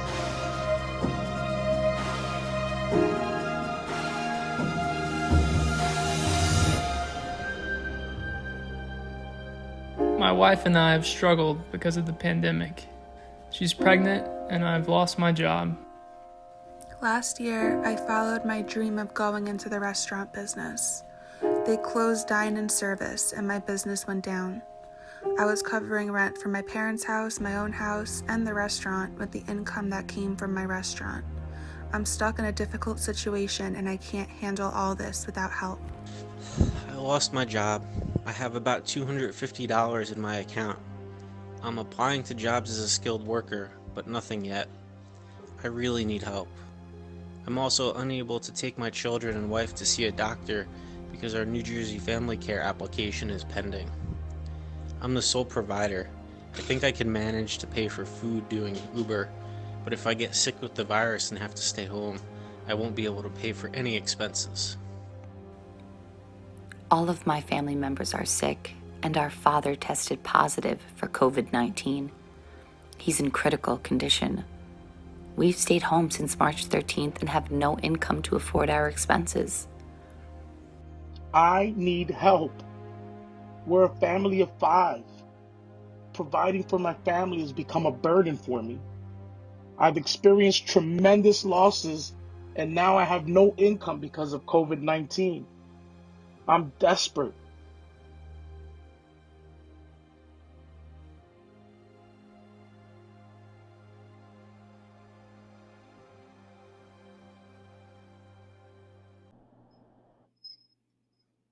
Hi, I would just like to say thank you so much again to Dr. Katrina Sweat, President of the Lantos Foundation for Human Rights and Justice, and Mrs. Elise Akiva, the President and CEO of the Bulgarian Chamber of Commerce. Again, thank you for joining us tonight, and I am Kirsten Vanderhoff. I am on the Board of Directors with Embrace Relief Foundation. I just really want to thank all of you from the bottom of my heart for joining us this evening in the fight against COVID-19. Your donations go towards fighting this battle, and we really need your help in order to protect our frontline workers and to provide food and financial assistance to those in need. Those in need could really be anyone now. No one ever saw this coming. It could be your friend, your brother, your sister, your neighbor. It could be a colleague. It could be your boss. We have received over 600 applications already to date for financial assistance, and our sister and partner organizations all over the country have been doing what they can to fight this battle. On the East Coast, we have a total of 10,700 masks, which were delivered to 8 different hospitals within Boston, Connecticut, Lancaster, Philadelphia, and the state of New Jersey. 840 rolls of paper towels for automatic paper towel dispensers were delivered to local hospitals. And we have delivered food to over 1,000 frontline responders. Over on the West Coast, 3,000 face masks have been donated, 700 hot meals, $1,500 directly towards grocery and food donations. with a total balance donated of $12,000 to $14,000 distributed to needy families. We've been giving out gift cards to families. We have treated police officers, doctors, nurses, hospital staff to food, to dinner, lunches. We have been sewing masks. We have over 800 masks being sewn and distributed. 3,000 masks were ordered and distributed just in DC alone. And next week, we're hoping that our sister organizations have a hot meal distribution planned to serve over 180 people to 4 different locations in the metropolitan area of DC and Maryland. Please donate now. Do what you can. You can donate via text by texting the word today to 707070. You can head to our website at www.embracerelief.org, where you can get more information on what we have been doing to fight this battle and more information on all of our sister organizations. You can connect with us on Facebook and donate there. And you can also make pledges via telephone by calling our Embrace Relief headquarters in New Jersey at 201-528-3181. We are stronger together and we need your help. Please donate today.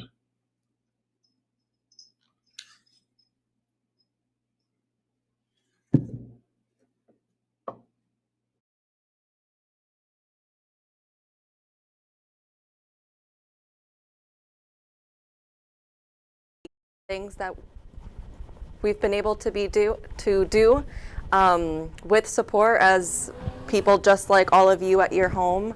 The support really lets us do what we can do and do these amazing things. So please, yes, as Kirsten said, donate however much you can. The donation lines will be open after this live stream event. It won't end, so donate now, save the link, donate tomorrow, whatever you can. That would definitely help us be stronger together. And so now we will have a 15-minute prayer section with 3 different religious leaders. The first will be Kareem Irfan, the Chief Executive Officer of Global Businesses at Crane Software International, as well as Rabbi Michael Zedeck, Rabbi and Spiritual Leader at Emmanuel Congregation in Chicago, Illinois, as well as Reverend Vica, who is the Executive Director of Twin Cities Social Cohesion Initiative and Senior Advisor, Church of Sweden. So I just wanted to say hello, introduce myself to our wonderful religious leaders. My name is Dana, and it seems like we're missing someone right now. So we have... Reverend Vica is not on my screen. Okay. Yes, Dr. Zedeck, you're right. I don't see him either. I don't see him either. Do we have a connection with him? Will each take 7.5 minutes.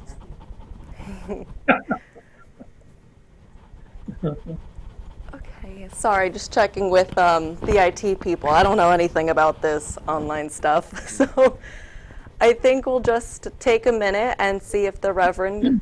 Oh, here we go. Here he is. Hello, Reverend. How are you? We're talking of the event also. Good to be with you all. Thank you so much. I really look forward to hearing your guys' individual prayer segments. I understand each of you will have 5 minutes to represent your prayers and thoughts with all of our viewers. And I guess I will give the floor to you guys now. Do you have any questions for me before we begin? Oh, let's get cracking. I guess I was told to start off, so I will jump right in. With first absolute regards for Rabbi Zedeck and Dirk Vica. Assalamu alaikum, my dear brothers and sisters in faith and humanity. From the Muslims of Chicago, I tender heartfelt salutations of peace. Today, we gather in solidarity as fellow citizens of this world confronting a serious shared concern. We come together for unity and shared well-being as the COVID pandemic continues its path of human and economic devastation across nations. Under Embrace Relief's platform tonight, we stand stronger together indeed to help those suffering from the cruelty of COVID-19, those who died under its oxygen depleting stranglehold, and their grief struck families, those who lost jobs from the pandemic's economic crash, healthcare workers risking lives at front lines for us, hospitals struggling to serve thousands needing treatment. As believers, our faith calls us to compassion and generosity for suffering fellow humans in dire need. Particularly for Muslims, this blessed month of Ramadan demands exemplary generosity. Celebrating the Lord's bounteous mercy in Ramadan, we recognize that a central aim of Islam and of our Prophet Muhammad, peace and blessings of the Lord be upon him, is to extend that mercy to all of humanity. We are assured by Allah the Exalted that good deeds in Ramadan carry multifold reward. We have the Prophet's example of exceeding generosity in Ramadan. He was, we are told, like the Rih al-Mursala, the free-flowing breeze which dispenses rejuvenating vigor to all in its path. And we have his reminder that the best charity is sadaqatun fi Ramadan, giving in Ramadan. So coming together tonight as people of goodness, we shall reach out and support our friends, our neighbors, and even those we know not directly, with the conviction that we are connected as brothers and sisters in humanity. Tonight, my dear friends, we will together alleviate a substantial amount of COVID-19 suffering by giving, by donating, by pledging. Now, when we want to give, we seek two things generally: a worthy cause and a trustworthy channel. The cause is crystal clear, my friends. Tonight, we counter the C-19 destruction in the United States, the 70,000 killed, the 30+ million who have lost jobs and who need immediate help with their food, rent, and utilities, and medical expenses. And the hospitals and frontline workers desperately needing personal protective equipment, masks, gloves, disinfectant. To satisfy these needs, money is needed. Lots and lots of money, and that's what we shall all do tonight. The channel of giving that money is remarkably trustworthy. Embrace Relief has a focused mission, and I quote, to deliver research-based sustainable solutions to individuals and communities, locally and globally. They have a track record of humanitarian relief around the world. For COVID-19 issues, Embrace Relief has partnered with the Enes Kanter Foundation and other service organizations to ensure that your dollars go directly to needy families and for hospital supplies. Now, we need to open up our hearts and our checkbooks, our credit cards. Please go to the Embrace Relief webpage or their Facebook fundraising page or their YouTube link, or simply text today to 707-070. Give to support your suffering brothers and sisters in need across the United States. Go there, donate, pledge.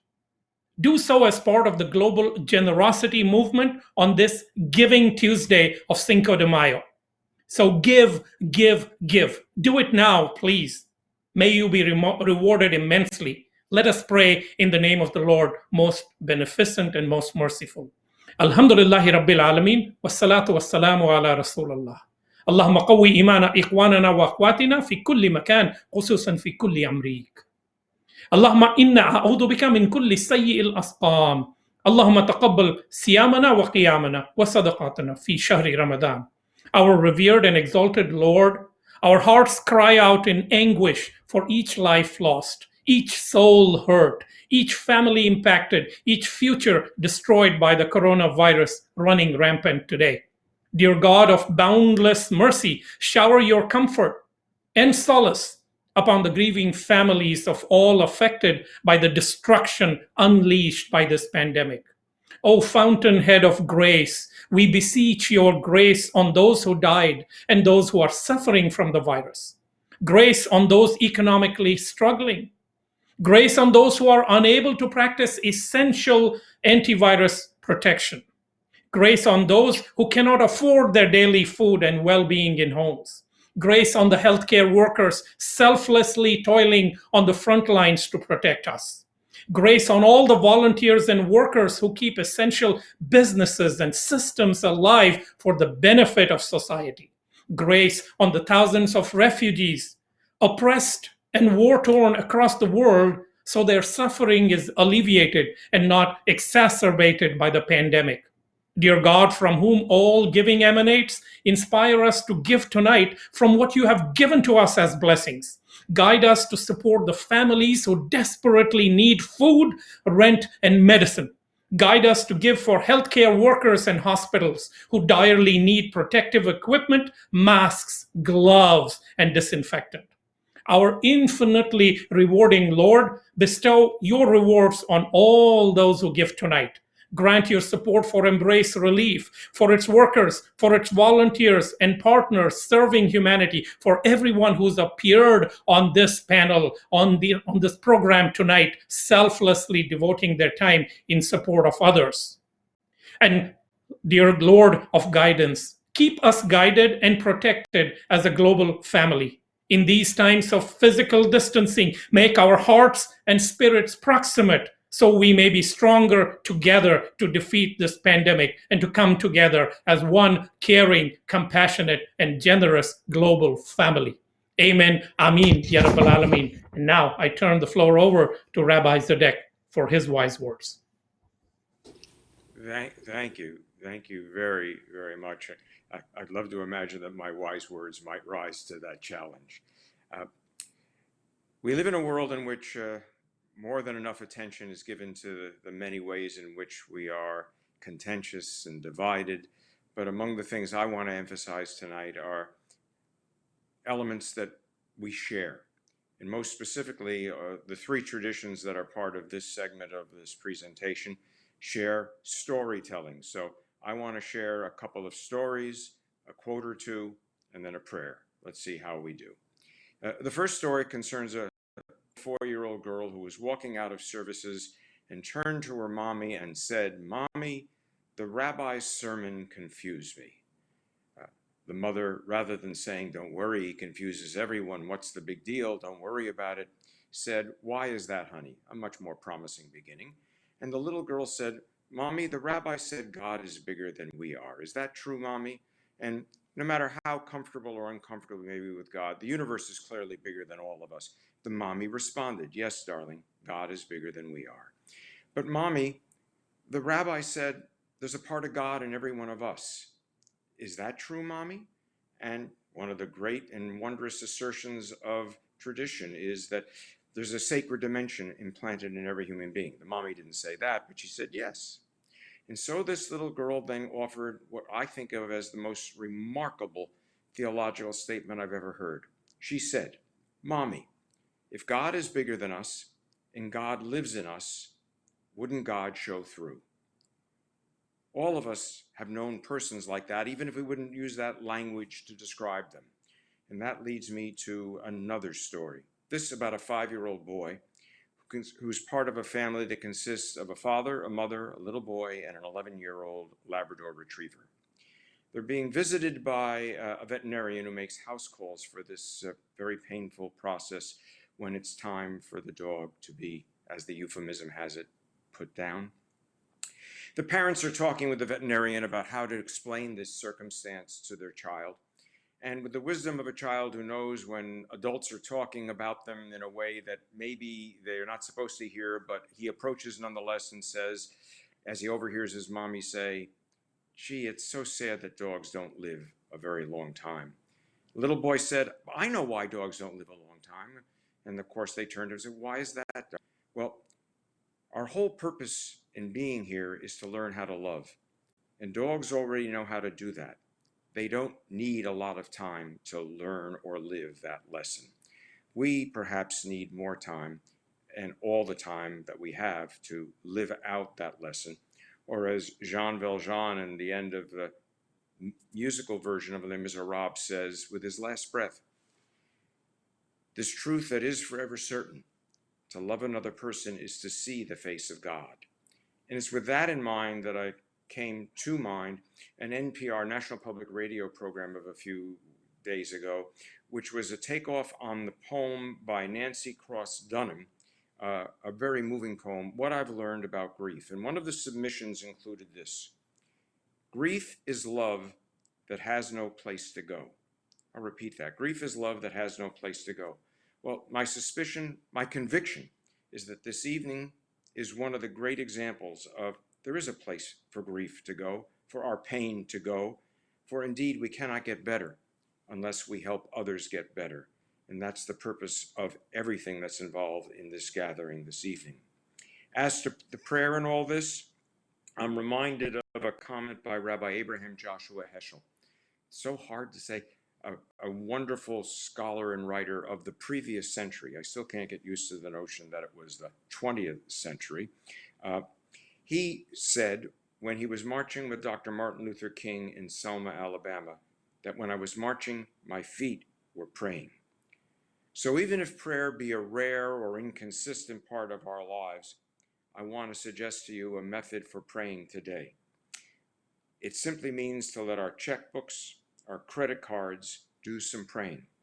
And I have no doubt if we do that work, indeed, we will be moments where something sacred, something holy, something of God shows through. May that indeed be our will, and may it join with all that is holy and sacred. And let us say, not just amen, but let's get to work. And with that, I turn to my colleague, Reverend Rabbi. I just gave you a demotion or a promotion, perhaps both. Reverend Vica.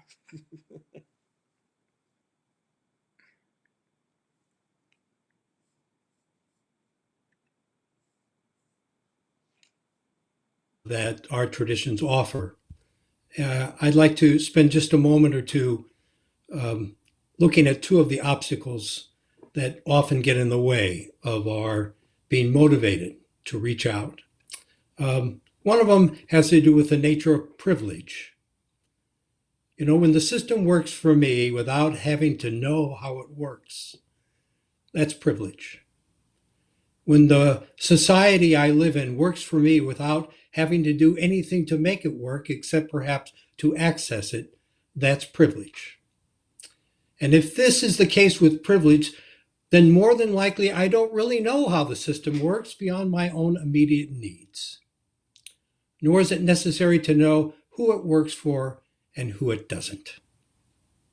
Now, I will say by definition, privilege is given to me, and that doesn't make me a bad person. The question is how I address the questions it raises. How do I view my privilege? What do I do with it? And what do I do about the system that has bestowed it on me, but not to others? Well, during this time of the COVID-19 crisis, it has become more apparent than ever who is privileged and who is not, for whom the system works and does not work. And this, of course, has been a reality that was long with us before the pandemic hit, but this pandemic, in the midst of it, it has never been more clear and more dire and more tragic. And so my prayer today, as we all struggle with those who have and those who have not, come from these words from Father Michael Graham. Gracious God, who is the giver of all good things, may we who are merely inconvenienced, may we remember whose lives are at stake. May we who have no risk factors remember those most vulnerable. May those who have the luxury of working at home, remember those who must choose between preserving their health or making their rent. May those of us who have the flexibility to care for our children when schools close remember those who have no similar options. May we who have to cancel the trip remember those who have no safe place to go. May those who settle for quarantine at home remember those who have no home. As fear grips our country, let us choose love during this time when we cannot physically wrap our arms around each other. let us find ways to be the loving embrace to God and our neighbor. So privilege is one thing we need to come to grips with in the midst of this crisis. And one other important thing that we need to acknowledge is that sometimes in crises like this, some people are stigmatized. Because words have power to exclude and dehumanize. Words used, for instance, stigmatizing those of Asian descent, because one of the origins of this virus is from China. Words used to stigmatize refugees and migrants, referring to them as alien and virus and disease. We need to confront this stigmatization with these most vulnerable populations. And we need to understand that words have the power also to affirm and to include. Words such as fellow traveler and neighbor and friend. The healing and welcoming power of the words, you are one of us. Those of us who are in communities of faith need to be especially sensitive to those who are most vulnerable, who are on the outside. And our traditions offer us a way to deal with privilege and offer us a way to deal with the tendency towards stigmatization, and that is gratitude. When this is over, may we never again take for granted a handshake with a stranger, full shelves at the store, a crowded theater, the school bus rush every morning, coffee with a friend, a boring Tuesday. Let us dig deep into the gratitude we have for life and use one of the vehicles that is presenting itself tonight to extend that love out of a sense of gratitude, especially for the most vulnerable among us. And that is to support, in a sacrificial way, the work of Embrace Relief. Embrace Relief is a powerful way to acknowledge for those of us who are privileged that this is a time not to take for granted all that life provides for us, and out of a sense of gratitude to be our better selves for the sake of the world and those in it. So with my colleagues, I urge you, out of a sense of gratitude and love, that you give generously to Embrace Relief.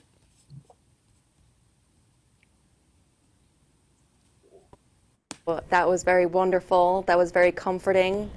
Kareem, I wanted to say happy Ramadan.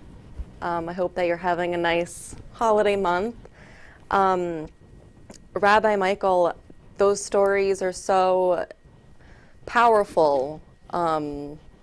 Really, I've heard some of them before. I've heard the one about the dog and the one about grief.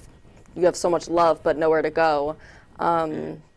And I think stories like those are so versatile and so prevalent right now today that they can really bring comfort to anybody who hears them.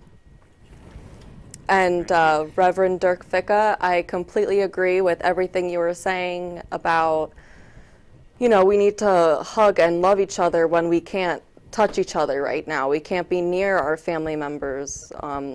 Only, you know, maybe if you're in your car and you drive by, wave through the window. So I think that it's so important to remember that. And thank you all so much again for joining us today, sharing your prayers, your insight and thoughts. Truly grateful for it. This has brought me comfort for tonight, and I think that's so important for people to find things that bring them comfort. And we'll all get better together, stronger together. Thank you. Thank you for the opportunity to be with you all. And we all feel good, but folks, the important thing is how you follow up on giving. So you've heard that from all three of us. Yes, enjoy this gathering, get the spiritual solace, but give. There's so much need out there, and you are called to give tonight. Yes. You know, this, if we have a moment, it's interesting. It's Ramadan, of course, and Ramadan Mubarak, and my last name is the Hebrew version of zakat. Yes. Zedeck and Zakat, righteousness, justice, and this is an opportunity, lo and behold, to not just embrace it, but do it more and more. And when giving generously, you always want to be sure that you have a trusted partner. And that's why the three of us are here tonight. We trust Embrace Relief. Thank you all so much. We're going to be able to do such great things with all these donation requests, and we're here to help the people, help people in the United States and our frontline workers. And sincerely, I can't thank you guys enough for joining us and sharing everything that you have. We appreciate it so much and are so happy to have you as three amazing guests. Thank you. All the best. Okay, thank you guys so much. Enjoy your night. Stay safe. Thank you. I'd like to mirror Dana's comments and her appreciation. Thank you so much for those moving statements from Imam Karim Irfan, Rabbi Michael Zedeck, and Reverend Dirk Fee.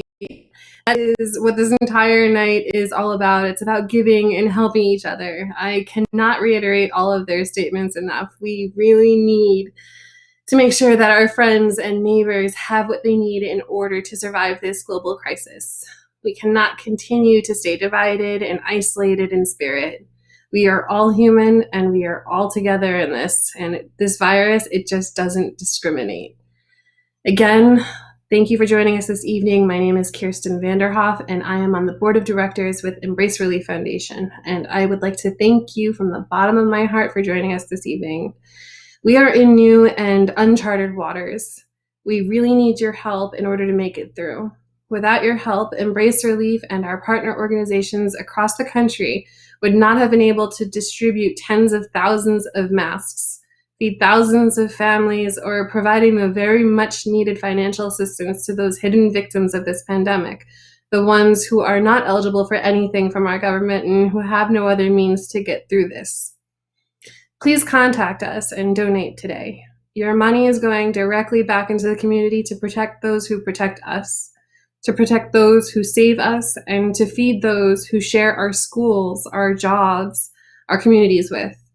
Your help will make a huge difference because, again, we are all in this together and we are stronger together. I would like to thank our partner organizations for all that they have done and for working with us in fighting this pandemic. Please donate now. Your donations can be made by texting the word today to 707070. You can head to our website at www.embracerelief.org where you can donate, you can make monthly donations, and you could read more about what our organization has done and how we work in cooperation with sister and partner organizations across the country.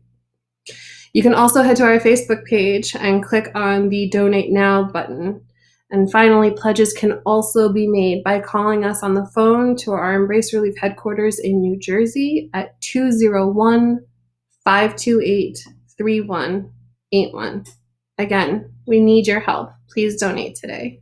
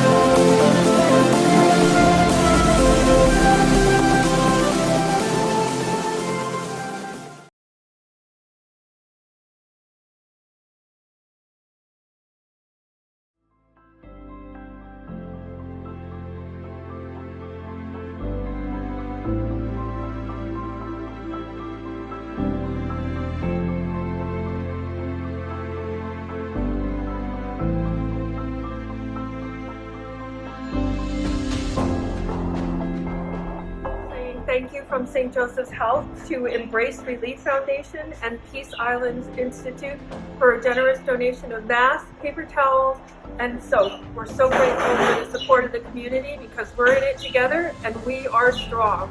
Thank you so much.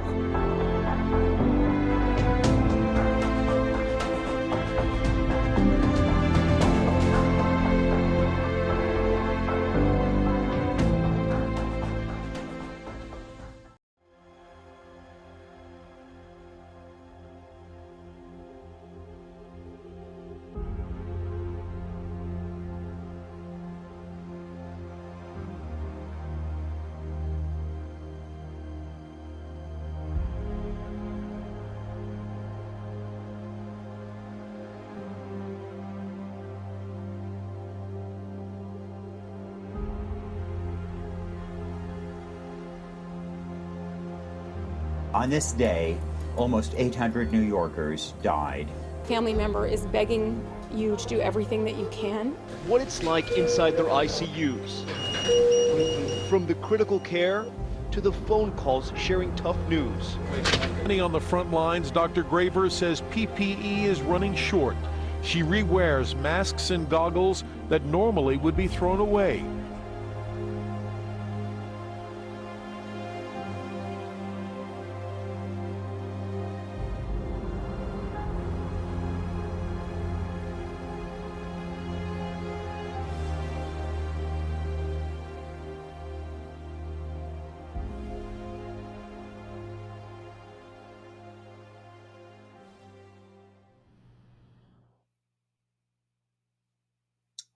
I hope you enjoyed watching those videos, and I hope that they are a good representation of what we are able to accomplish with your donations and your help during this time. Under no circumstances should any of our first responders or frontline workers in medical centers and hospitals ever have to reuse masks or gloves or any personal protective equipment. But unfortunately, that's the time that we are currently living in, and that is why we need your help now more than ever to get us through this. Please donate now. You can text the word today to 707070.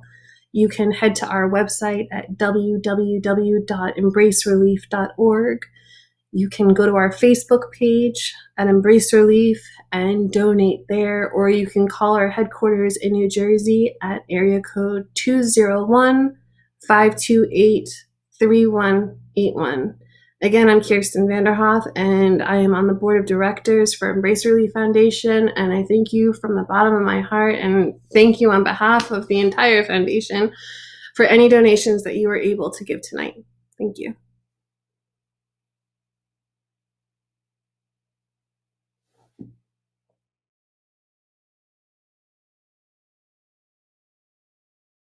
Thank you so much for showing that video. It really does depict what our frontline workers are going through and how they are heroes every day. They might not be wearing capes, but they are going through a lot of personal protective equipment. They need to restock their shelves. They're getting barren. So again, please, please, please help us take care of our frontline heroes and also the hidden victims of this pandemic with a very kind donation, any amount that you can give. And moving forward, so now we have a special treat with Aslihan and Ertuğrul Erkeşi, and they are going to be performing a musical performance for us. Ertuğrul is the director at Nirvana musical performance, and we are so happy and excited to have them here. If you guys, if you just want, let us know what song you'll be singing and maybe why you chose it. Firstly, thank you so much. We are real pleasure. It's pleasure to us to be part of this meaningful organization. Thank you so much for inviting us. We will sing two Turkish music songs for you. First one is Aşık Veysel's song. It's Turkish folk music, but Turkish music artist Barış Manço, he's translated this song as an English. I think half of English, half of Turkish. And the other Okay. And then we will sing some special. We will sing a special Ramazan song for you. Oh, perfect. That's wonderful. Let's start. Okay, thank you so much. Its name is Oud, and Aslıhan will play kemençe for its you. name is Istanbul Kemençe, and the other name is Classic Kemençe, and the other name is Greg Lira. Oh my goodness. So you guys named your instruments?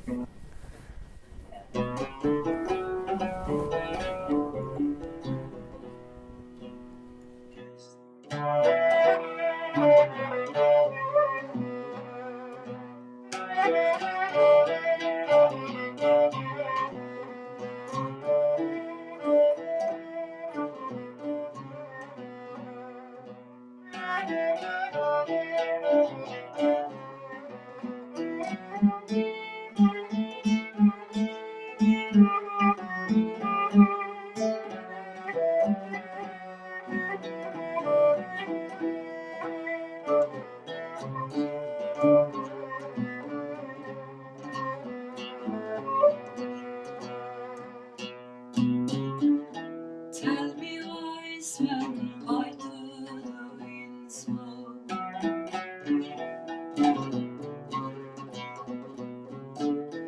Tell me wise men, where do the winds go?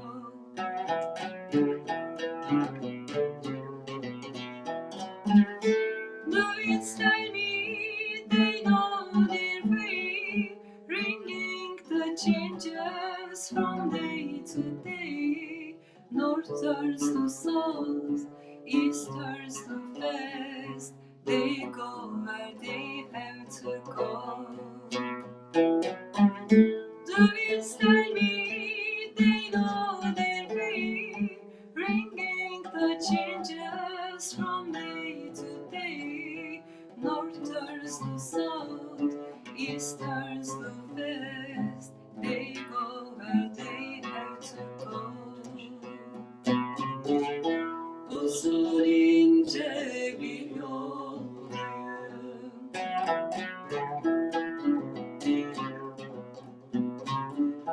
Gidiyorum gündüz gece.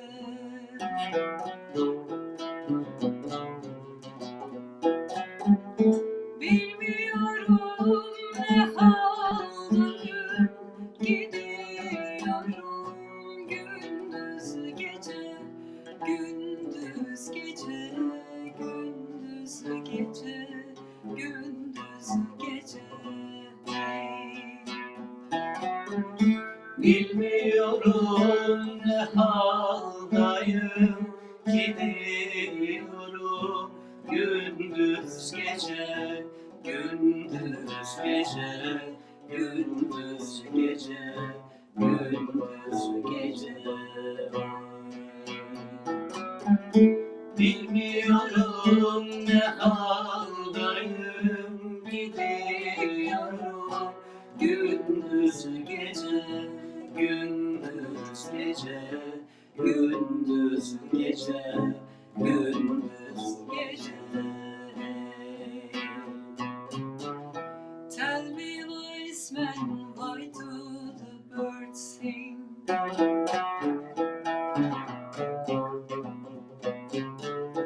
Tell me wise men, what does their song bring?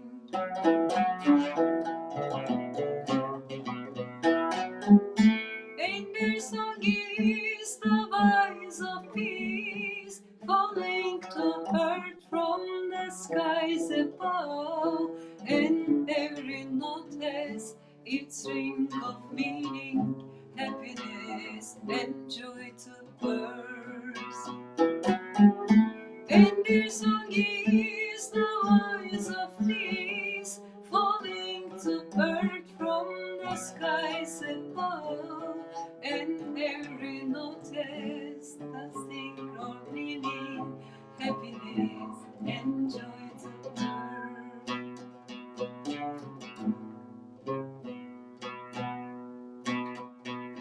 Happiness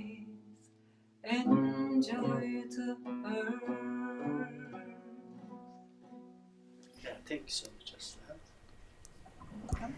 That was so, so beautiful. Wow. Thank you so much. You both have such lovely voices and are so talented with your instruments. Thank you so much. Yeah, I look forward to hearing the second one. Yeah.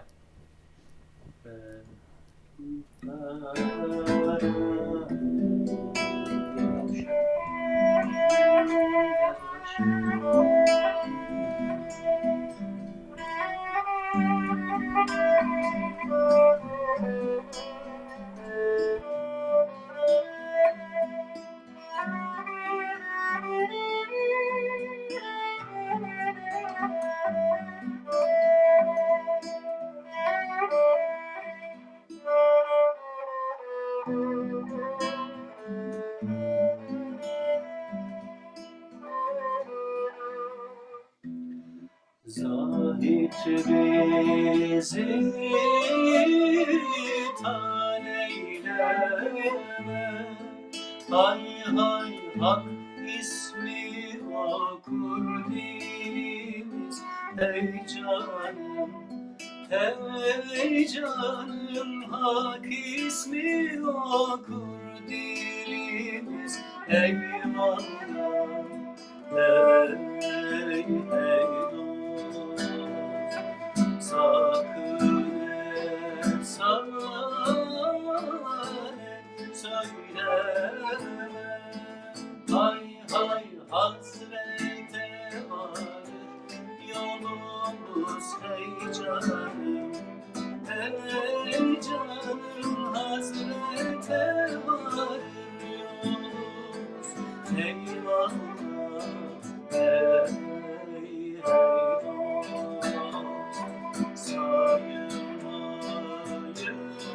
sayılmayız parmak ile. Hay hay kırılmayız kırmak ile. Ey canım, tükenmeyiz kırmak ile. Eyvallah, hey dost.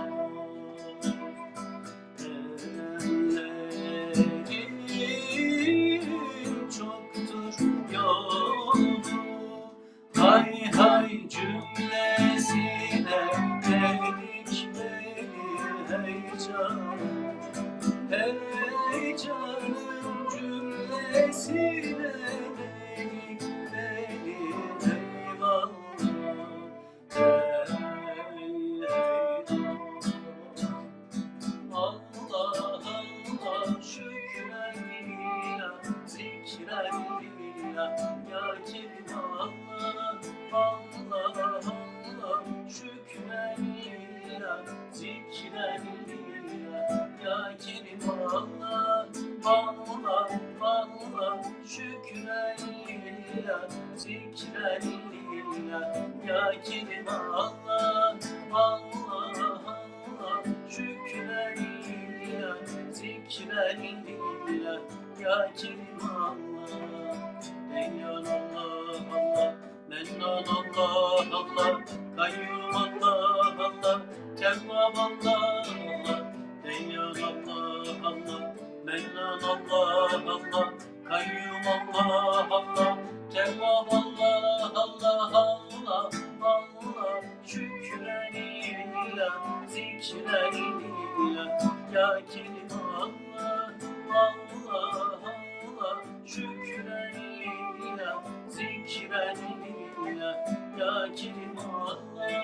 Allah Allah şükranillah, zikranillah, ya Kerim Allah.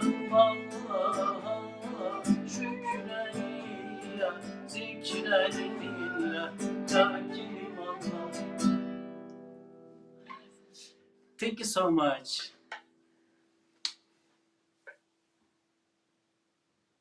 Is it finished? No.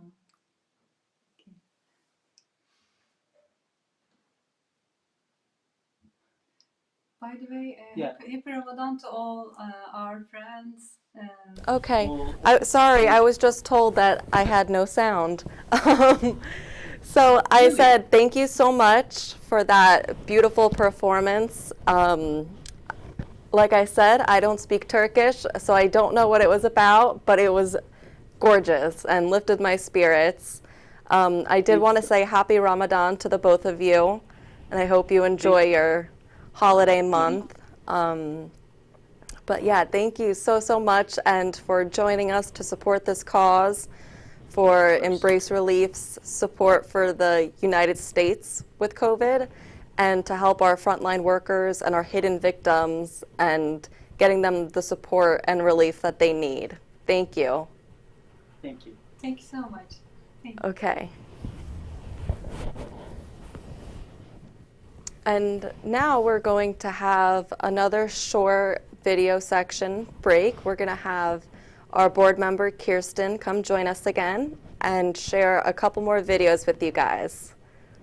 Thank you.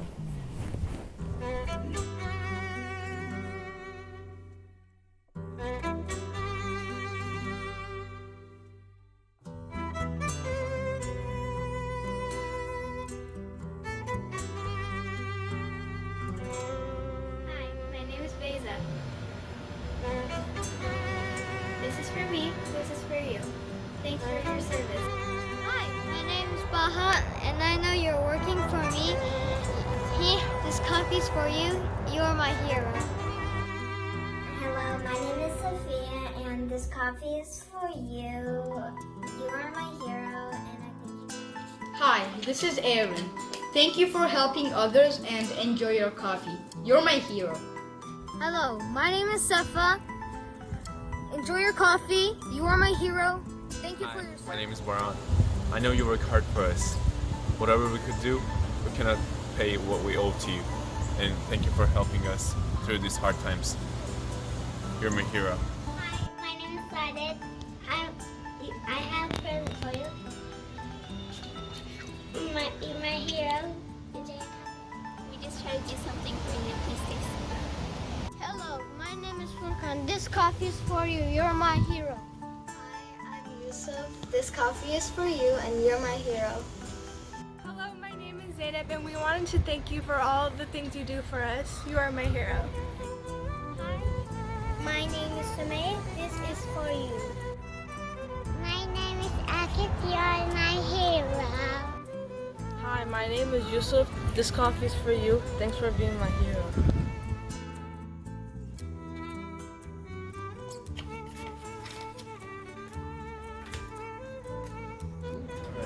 Thank you.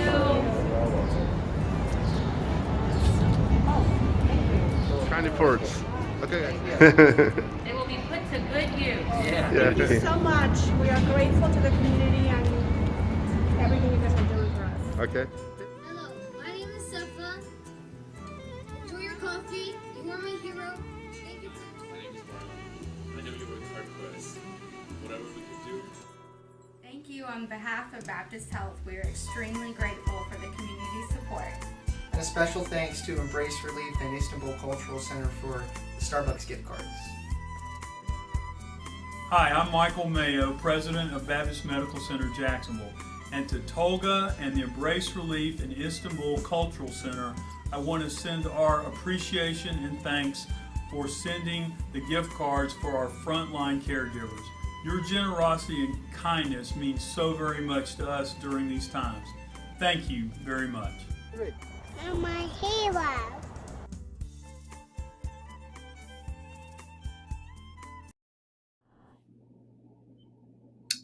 Wow, thank you so much to Ertugrul and Asilan Ekesi from the Nirvana Music and Art School for that beautiful musical performance. It was gorgeous. I loved it. Thank you. And thank you to all the children from Jacksonville who donated towards this cause in fighting COVID-19. Barron hit the nail right on the head when he said this is just simply a debt to our frontline workers that just cannot be repaid. They are risking their lives every day to save us and to protect us. Again, thank you for joining us tonight. My name is Kirsten Vanderhoff, and I am on the board of directors with Embrace Relief Foundation. I want to thank you again for joining us this evening as we continue with our event tonight. I would also like to thank all of you who have already donated.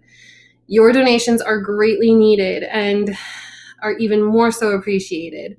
Your donations will help us fight the collateral damage of this pandemic and help those hidden victims, the ones we don't really hear about, and to support our frontline workers and our heroes. Dana hit the nail on the head as well. She said not all heroes wear capes. That's absolutely correct. And we're seeing that now more than ever before. Just to inform you on what Embrace Relief has done in cooperation with our partner organizations down in the Southeast, and as well across the country, we have donated down there so far 22,000 masks, 200 face shield donations, 200 meals were distributed.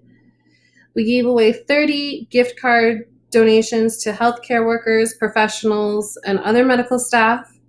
2,880 protein bars were handed out, and approximately $15,000 in financial assistance. None of this would be possible, again, without your donation. I beg with you, I plead with you, please donate towards this cause. Every penny helps, every dollar helps.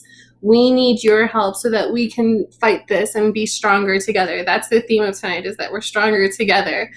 Again, this virus does not discriminate, and we need your help. You can donate by texting the word today to 707070 or heading to our website at www.embracerelief.org or connecting with us on our Facebook by clicking on the Donate Now button. Finally, pledges can also be made via phone by contacting us at our headquarters in New Jersey, area code 201-528-3181. Thank you again for all of your donations so far, and please donate today.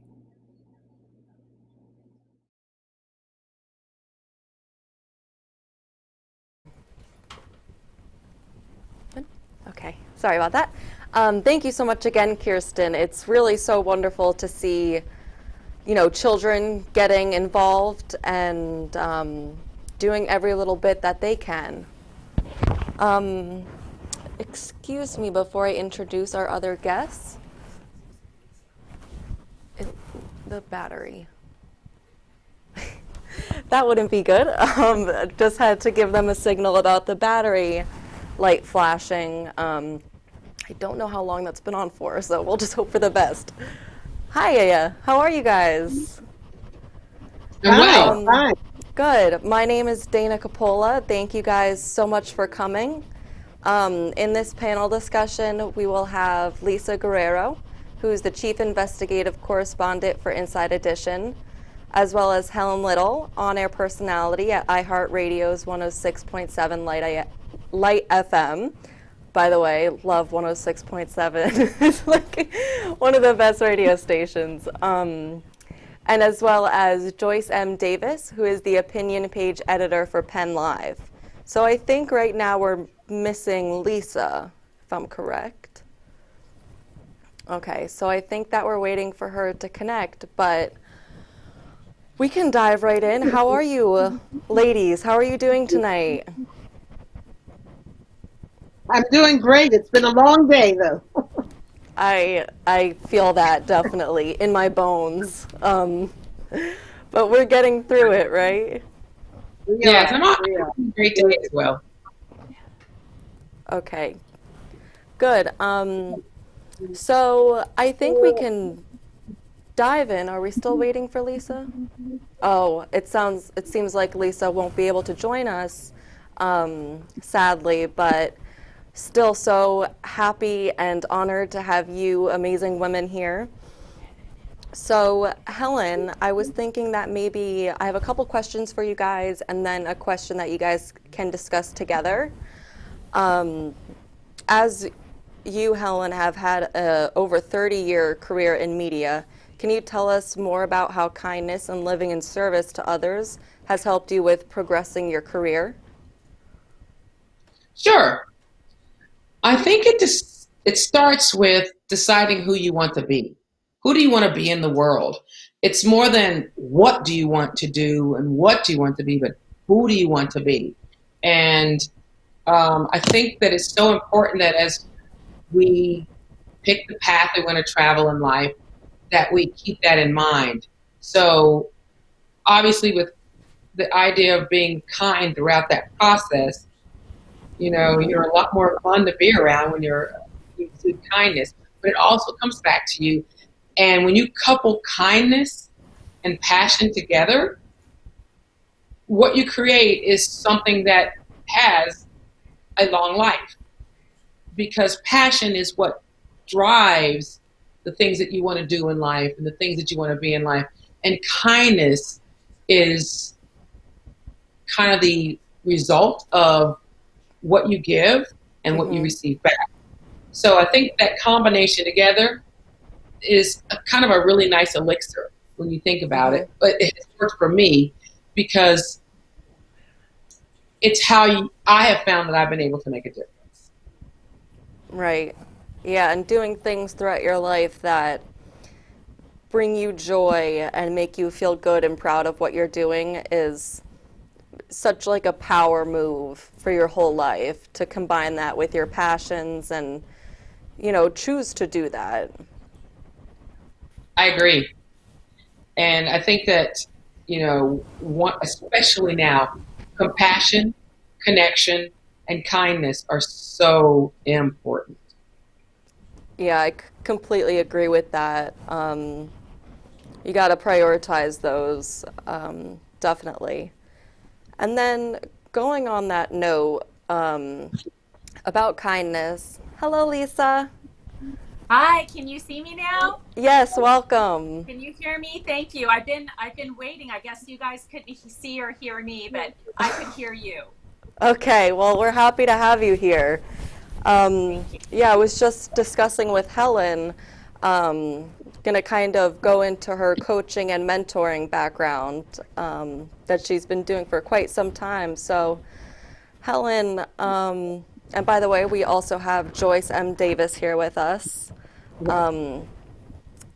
Helen is an on-air personality at iHeartRadio's 106.7 Light FM, and Joyce is the opinion page editor for Penn Live. So just wanted to interject that information. So Helen, with your background in coaching and mentoring, what can you tell us about the value of staying resilient while facing hardships, especially now when we're all witnessing so many others facing hardships? The business career that I chose requires a lot of resilience. And all actions, decisions, and outcomes spring from where you are and how you make decisions. So the idea of resilience is you get knocked down, you get back up. You get knocked down, you get back up. And what is it that drives you towards that desire to get back up? And when I coach or when I mentor, I ask people, what is it that you really want and why do you want this? And when you know what your why is, you know why you want something, it's a lot easier to try and accomplish it. And the first thing I pay attention to when I ask that question is, where does the word I fit in and where does the word others fit in? Because if all you care about is yourself, you kind of miss the point. Yeah. And that's very lonely, too. Yes, it is. And when you decide that my greatness is about serving others, the reward is so much more heartfelt and actually so much more rewarding. Mm-hmm. Yeah, that's really wonderful. And that's what we're, trying to do here tonight. And thank you, women, again, for joining us because, right now we can't be together, but we all have to be stronger together to come out of this and, just thrive so we can be better than ever and, have more compassion for other people. I think that this is a good learning opportunity, how to care for others, our frontline workers, the hidden victims of the coronavirus. So definitely, I definitely agree with that. And Joyce, I have a couple of questions for you. So are people from different faiths in your community working to help people in need, especially those who are sick and out of work? Is there interfaith cooperation to respond to the needs of poor people, immigrants, and refugees? Well, that is one of the, let's say, silver linings of this tragedy that we're living through. The fact is, people of faith from all different communities have been coming together. They've been reaching out. They've been trying to see how collectively we can help. Because look, there are a lot of people who are suffering. Even if you have not contracted the coronavirus, people are out of work. People are separated from their loved ones. We have people who are going through the death of mothers or grandmothers or fathers and not able to be there with them, to hold their hand when they're dying. So what we're seeing right now is there's a lot of need in this community, a lot of need around the world. And thank goodness that we have good people such as the ones who have put together tonight's program, to try to connect people of goodwill, to try to connect people of good hearts, who are willing to step outside of their own worlds, outside of their own comfort, and try to help others. So yes, the answer is yes. People in our community of all faiths, Muslims, Christians, Jews, Buddhists, Baha'i, all have really joined hands, figuratively, because they can't do it in physical. They've joined hands to try to do some good.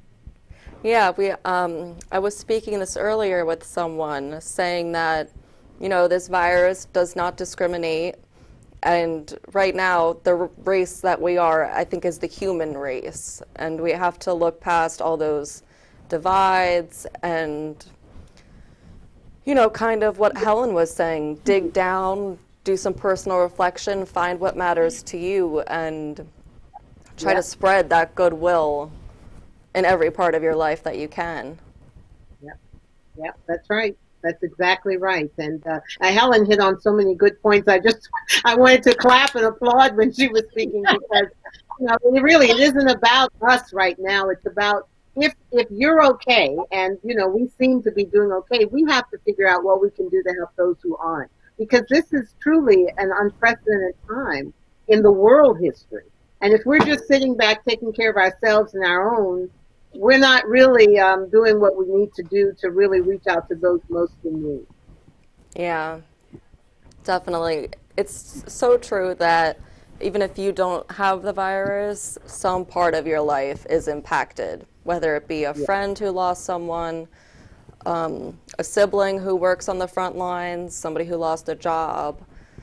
And just, I think the toll that it's taking on everyone, you know, mentally, emotionally, this is a great opportunity, Stronger Together, or any nonprofit mission, to kind of step outside of your own world, like you just said, and, you know, kind of get wrapped up in something else that makes you feel good.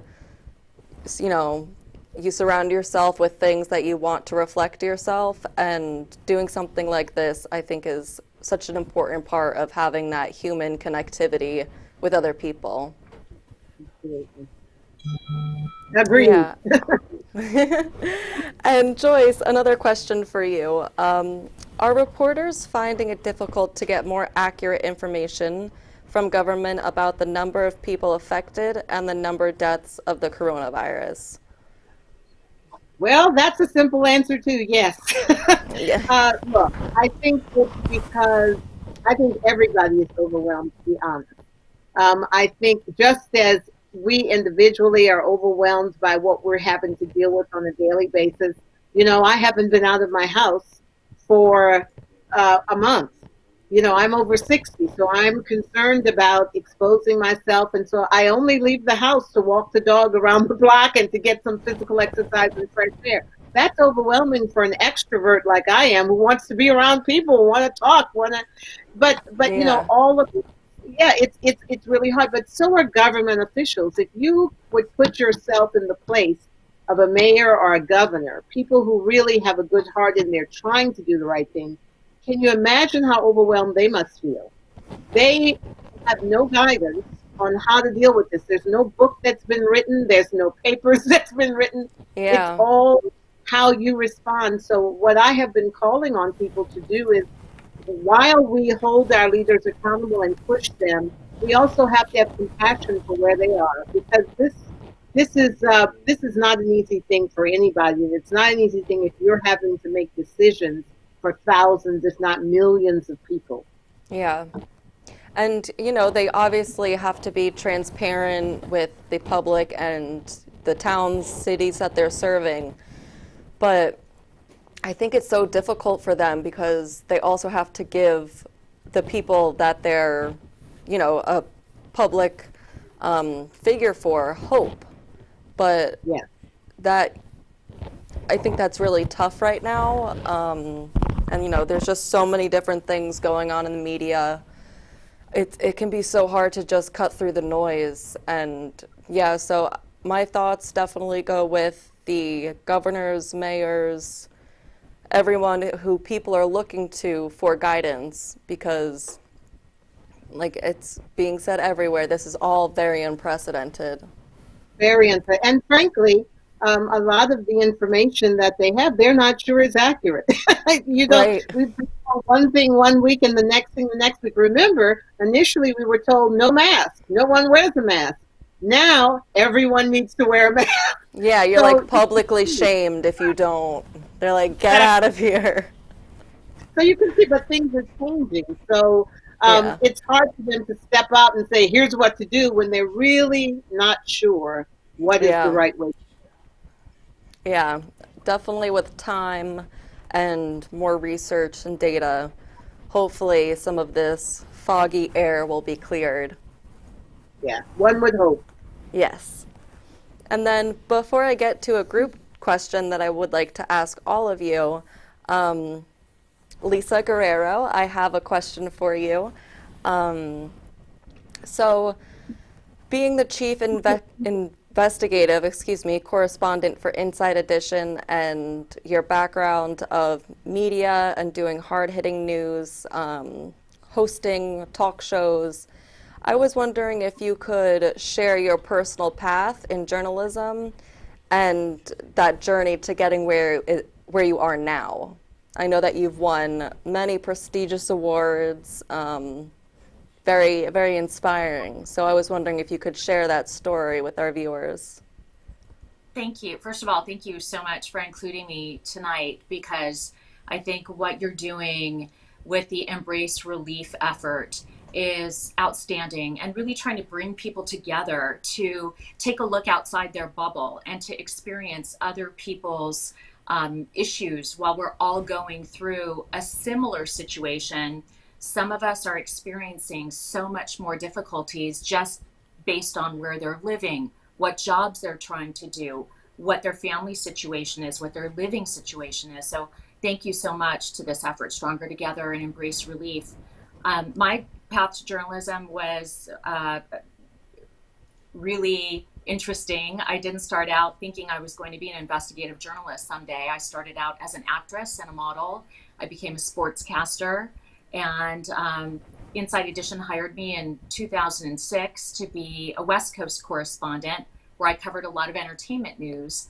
But I looked at the entertainment news and I looked at the investigative unit, and I thought, wow, I really want to go chase bad guys. I want to hold people accountable. You know, I want to do the kind of journalism that's going to make a difference. Rather than standing on a red carpet asking somebody what they're wearing, I want to go confront bad guys and ask why they're scamming people that are vulnerable. Yeah. And I want to help be a voice. So I was blessed through my show Inside Edition, and they hired me as the chief investigative correspondent a decade ago. So for the last 10 years, I've been doing stories about scams and crime and cold cases. But let me tell you, COVID-19 has changed the game in journalism. I used to travel for a living. I used to go all over the country with my investigative unit from New York. I live in LA, and we would meet in different cities across the country doing these stories. But starting 6 weeks ago, we started focusing on these really human stories about how the coronavirus is affecting human beings, families, moms, expectant mothers, small business owners. And I went from doing long form investigative journalism to turning around stories every day by noon. As you guys know, I mean, the other women are very well aware that the news isn't changing every day, it's changing every hour. So that's really changed the way we're gathering news and the way that we're reporting news. And, you know, somebody just mentioned, oh my goodness, you know, we were told before that you didn't have to wear masks. Now we have to wear masks. You know, we did a story on how to make your own masks at home with available materials. I've done stories about, you know, whether or not dads are going to be allowed into the room when their wives are giving birth to children. We don't know if they're going to be doing that in all of the hospitals nationwide. So this story has impacted so many people in so many different ways. And at Inside Edition, we're just trying to be really flexible every day in how we're gathering the news. And even how we're going about, you know, I'm boots on the ground. I'm a person that doesn't sit behind a desk. I go out into the community interviewing people and gathering stories. You know, the way we're doing that is different now. Now we are wearing masks. Now we have to be socially distant from each other. Now we can't use handheld mics. We have to use boom mics. Right. And we have to, you know, wipe down everything. So the way that news is gathered has changed, but the impact of news is the same. And where we live in a place where, you know, certain people in power are saying press is the enemy, we're here to say press is your neighbor. Journalists are your wives, your sisters, your daughters, your moms. And in fact, because we all have a cell phone in our purse or in our pocket, we all have the opportunity of being citizen journalists. And we're living in unprecedented times, and it's incumbent on all of us to be recording what we're seeing every day right now. Take out your cell phone and record what you're seeing at the grocery store. Record what's happening in your community. Journal right now.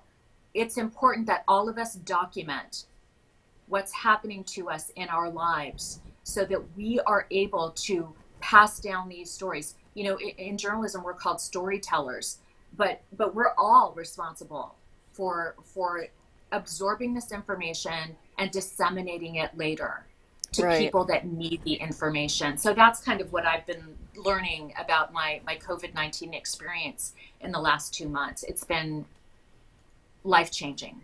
Yeah, it clearly has definitely had a huge impact on the media industry. You know, from journalism to writing media or content for websites, to movies, to music, and you know, it's impacting every aspect of our life.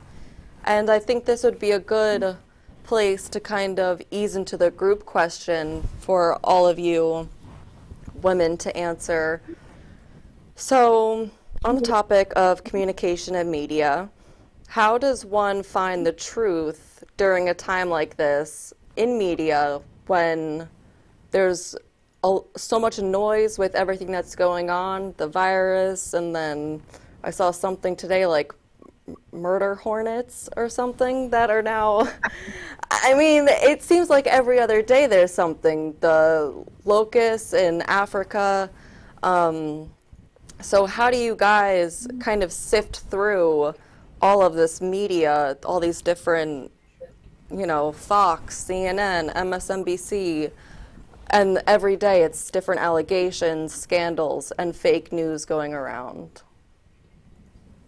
Well, one of the things I have found really refreshing and inspiring is I've taken to the airwaves, and I'm not going out, and my job is to express opinions and to get opinions and to get letters to the editor and write editorials. I've started connecting with people on Facebook Live and on the media. And it's a wonderful experience to bring in experts, to have people talking, to allow them to talk and to let the actual public interact with them. I always try to keep things civilly. It's respectful dialogue. But I let people explain and talk through some of these ideas. And I'll tell you, there's this a competing idea of how the coronavirus started, whether it was a failed experiment in a lab or whether it jumped from a bat in a wet market in Wuhan, China. So to allow people to simply talk, to not necessarily interrupt, to let this full expression of ideas be there in the community, to me has been quite refreshing. So I don't have to tell people what to think. I can allow these thoughts to be there and let the community play them out.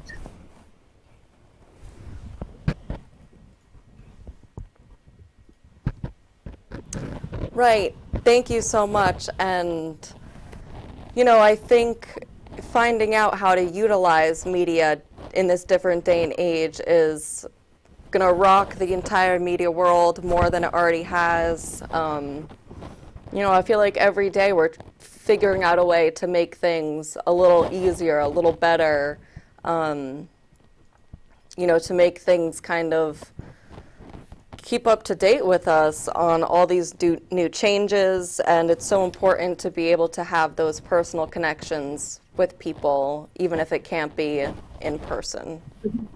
And that is the key word, connection. And what people fail to realize that media is connection. And media is a lot of different things. Media is not just news. Facebook is media. Twitter is media. Everybody has a microphone now. And I'm not a fan of the word fake news, but I know that there's a lot that's not real, not fact-based, and because everyone has a microphone. So I think the most important thing to remember is that media is connection. I feel like what I do and what the other ladies on this panel do is we create connections. And we start with the ability to connect with the people that are listening or watching or reading what we do, and to provide them with whatever it is. In my case, my job is to provide them with more of a comfort. I'm a place to come when you need a little bit more of an escape, but at the same time you can find information. So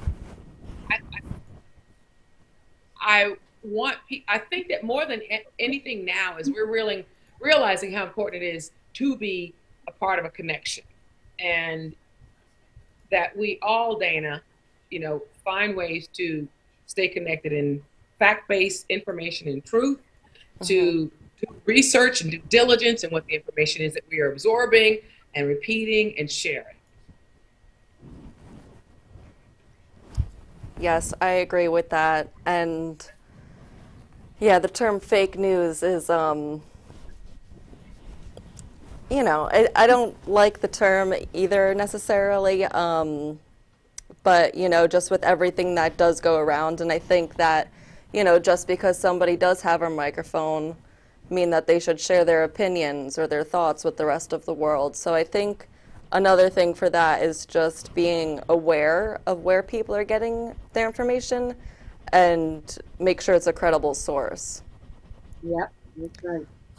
Lisa Guerrero, do you have any thoughts on this question? Yeah, the other women, I think, articulated this very well, which was, we all have a platform, right? Because of social media, we all have the opportunity to talk about what we want to talk about and to share our opinions. But with that opportunity also comes an obligation to be careful about what you're sharing and to make sure that your sources of news are credible, are fact-based, are science-based, and aren't just political in nature. And we're living in such a crazy, divisive time where it's like throwing kerosene on a fire. We were already living in this kind of strange world where up is down and blue is red, and nobody could agree on anything. And then you throw this catastrophe into the mix, and you would think that science would lead right now, and doctors would be the people who are listening to and taking direction from, but that's not the case. So we have to be really careful how we use our platforms. And are you using your powers for good, we like to say. Are you using your voice and your platform to share messages of hope and of strength and of humanity? Or are you just trying to, pick a fight on Facebook and share an ugly meme? This is what we all have to think about, myself included. We all really have to think about what it is that we want to share, what we want to leave out there in the world. I am very, very progressive. I'm a Latina. I'm an immigrant's daughter on my mom's side. I'm a Salvation Army social worker's daughter on my dad's side. I have a lot of feelings about social justice.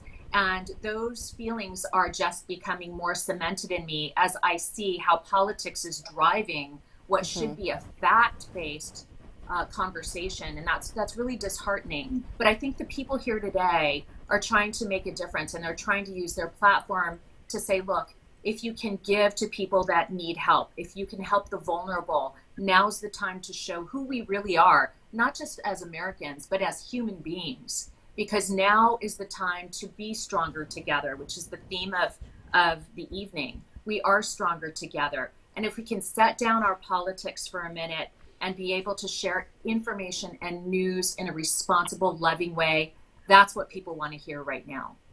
Right. And I don't know if you ladies saw on screen, but we just got an update for donations.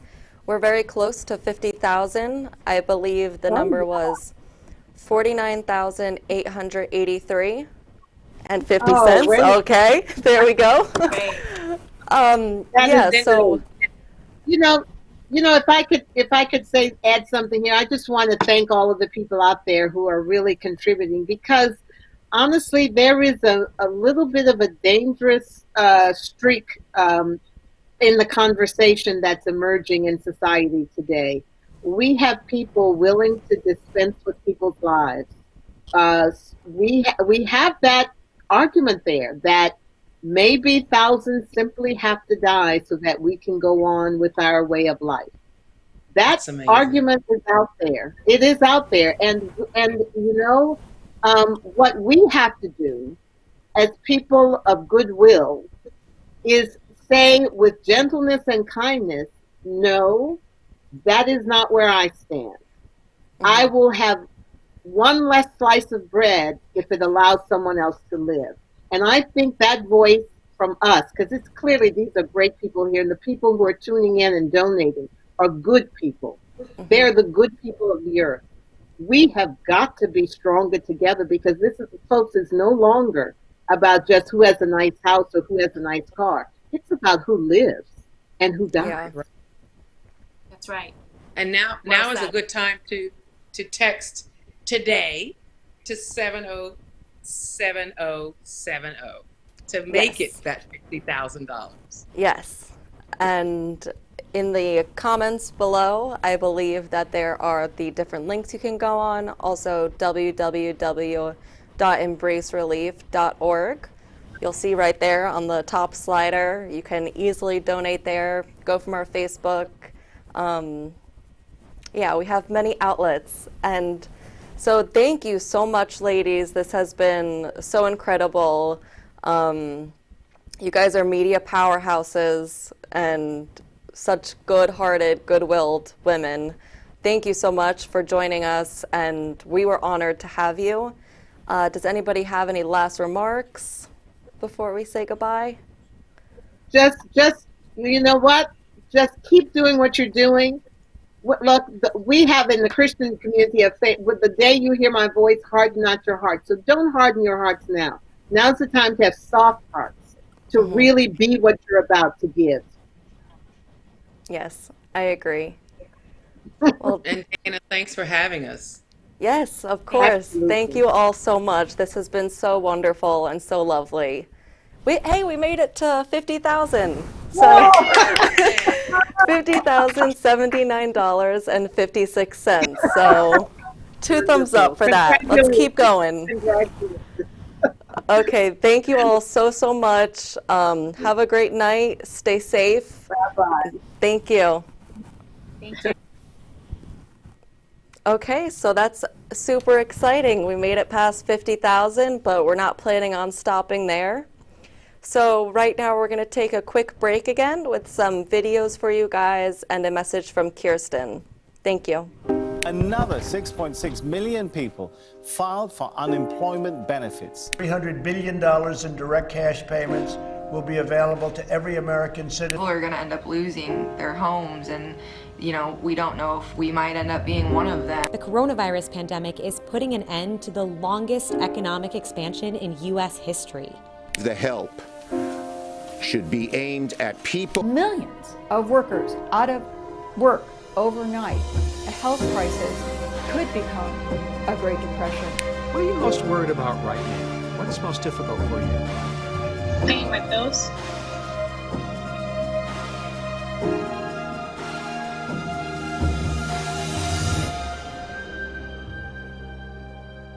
My wife and I have struggled because of the pandemic. She's pregnant and I've lost my job. Last year, I followed my dream of going into the restaurant business. They closed dine-in service and my business went down. I was covering rent for my parents' house, my own house, and the restaurant with the income that came from my restaurant. I'm stuck in a difficult situation and I can't handle all this without help. I lost my job. I have about $250 in my account. I'm applying to jobs as a skilled worker, but nothing yet. I really need help. I'm also unable to take my children and wife to see a doctor because our New Jersey Family Care application is pending. I'm the sole provider. I think I can manage to pay for food doing Uber, but if I get sick with the virus and have to stay home, I won't be able to pay for any expenses. All of my family members are sick, and our father tested positive for COVID-19. He's in critical condition. We've stayed home since March 13th and have no income to afford our expenses. I need help. We're a family of 5. Providing for my family has become a burden for me. I've experienced tremendous losses, and now I have no income because of COVID-19. I'm desperate.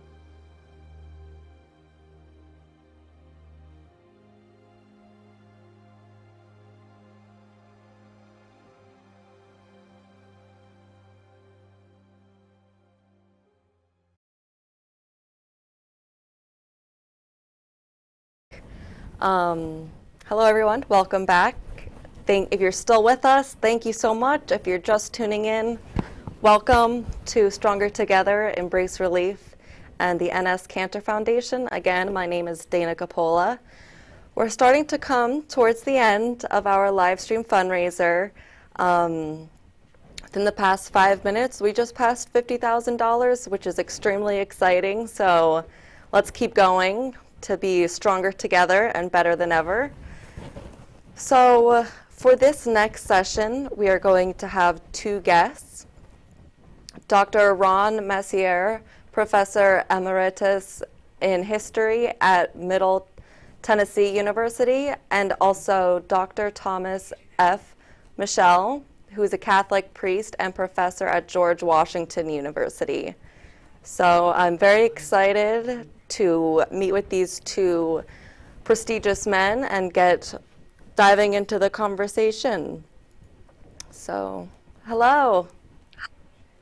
Hello. How are you? Oh, good. Yeah. That's good. That's like good. Yeah. I'm so sorry, but are you Dr. Ron or Thomas? I'm Father Tom Michel from Georgetown Father University. Tom. Of course. Thank you so much for joining us. We're so happy to have you, and thank you for supporting us and being with us tonight to, rally people, get the good vibes going, and just share the love and care with one another.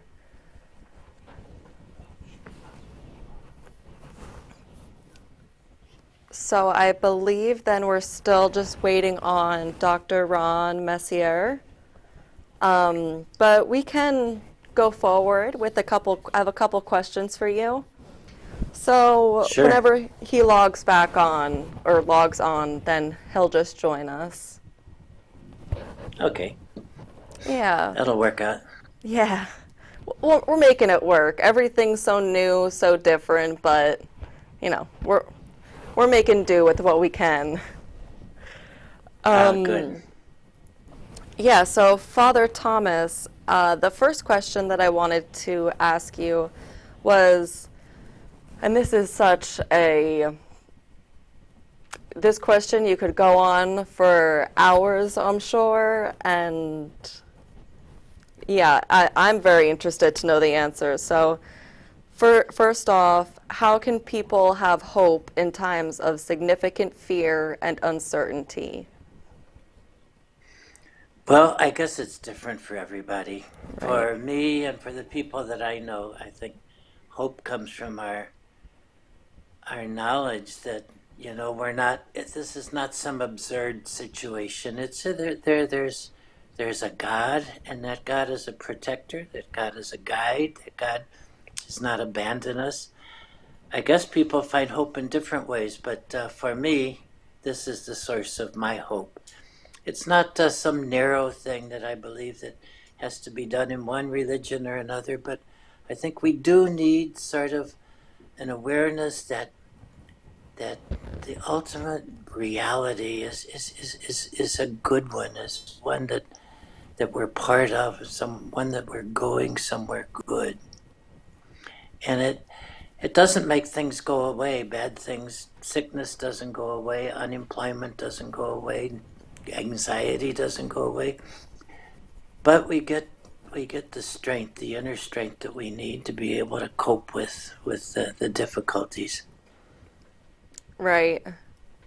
Yeah, I think that just over the course of these past couple weeks, all these different messages coming at us through all different media, every which way, contradicting things, saying things that, you know, make sense and they're repeated. But hope in these times of significant fear and uncertainty can be so difficult to remind yourself of. But, you know, I think taking yourself out of that headspace of being hopeless or not seeing that there will be an end and helping others, I think, you know, really makes your soul feel good, and that gives you hope for their future and life to be better, brighter, they're helped, and then you can feel hopeful and hopefulness. And I think too that we bring hope to others. You know, it's not just something that we have for ourselves. Exactly. I notice yeah. on the television daily, it's like whether it's the local program or the national programs, they try to always end with some hopeful sign, whether people are doing something for somebody else. And then we look, it causes us to look at our own experiences, I remember almost 50 years ago when I was a student in Cairo. It was the month of Ramadan, and I was walking down kind of a street in a really poor neighborhood in Cairo, and the man runs out of a house, and he grabbed me by the arm, and he says, come in, it's almost time to break our fast, and come into my house. And I said, well, I was thinking that he thought I was a Muslim, and so I said, but I'm a Christian. He said, oh, it doesn't matter, come in. He says, you know, it's a blessing for us Muslims to be able to share with those in need, to share what we have. So I went in and we had a dinner. You know, that was almost 50 years ago. As I was thinking about it, it was 1974. And I think two moments in that evening really stand out and continue to give me hope. The first were his words. For us, it is a blessing to be able to share with those who are in need. He didn't say it was an obligation. He said it was a blessing. It was something good for him and for all of us. And I think the second thing that I remember about that evening was sitting down with these people, and I still remember the food, a little bit of lamb, some rice, a bit of mluchia, which is an Egyptian vegetable. And it was a simple meal, but it was one that's always stayed in my memory because it made us into a family. People that I hadn't known before. We became a family for that evening. Even though I was in a country where I had no family of my own, Egypt, we became a family. And I think that sort of thing gives me hope also, because we all have that ability in our daily lives to bring hope to others in one way or another. One way, of course, is what we're doing here with Embrace Relief, in making it possible for others to have less worry, less anxiety during this time. Then we see so many other ways. People are finding creative ways to really bring hope, be hope for others. Right. And those were such beautiful stories. Thank you for sharing. I love when humanity can just surprise you like that. Like, oh, I'm not Muslim, I'm Christian. That's okay. Come break bread with me. That's really, really beautiful and powerful.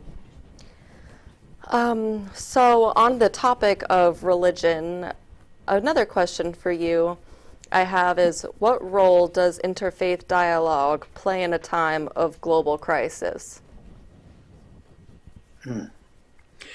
Well, I think one of the things about this crisis that is kind of unique is that all of us are together in this. We are one human family. Whether you have no religion or this religion or that religion, we're facing a common problem, a common enemy, if you will, and we're facing it with the same tools, with the same weaknesses, the same lack of certainty about the future. I think one of the things that this crisis should do is to help us realize more clearly that we are a common family, that it's not our group against some other group. And that's why I think it's so dangerous for us to get into the blame game, saying it's the fault of these people or that people, this nation or that nation, or this group or that group, this party, that party.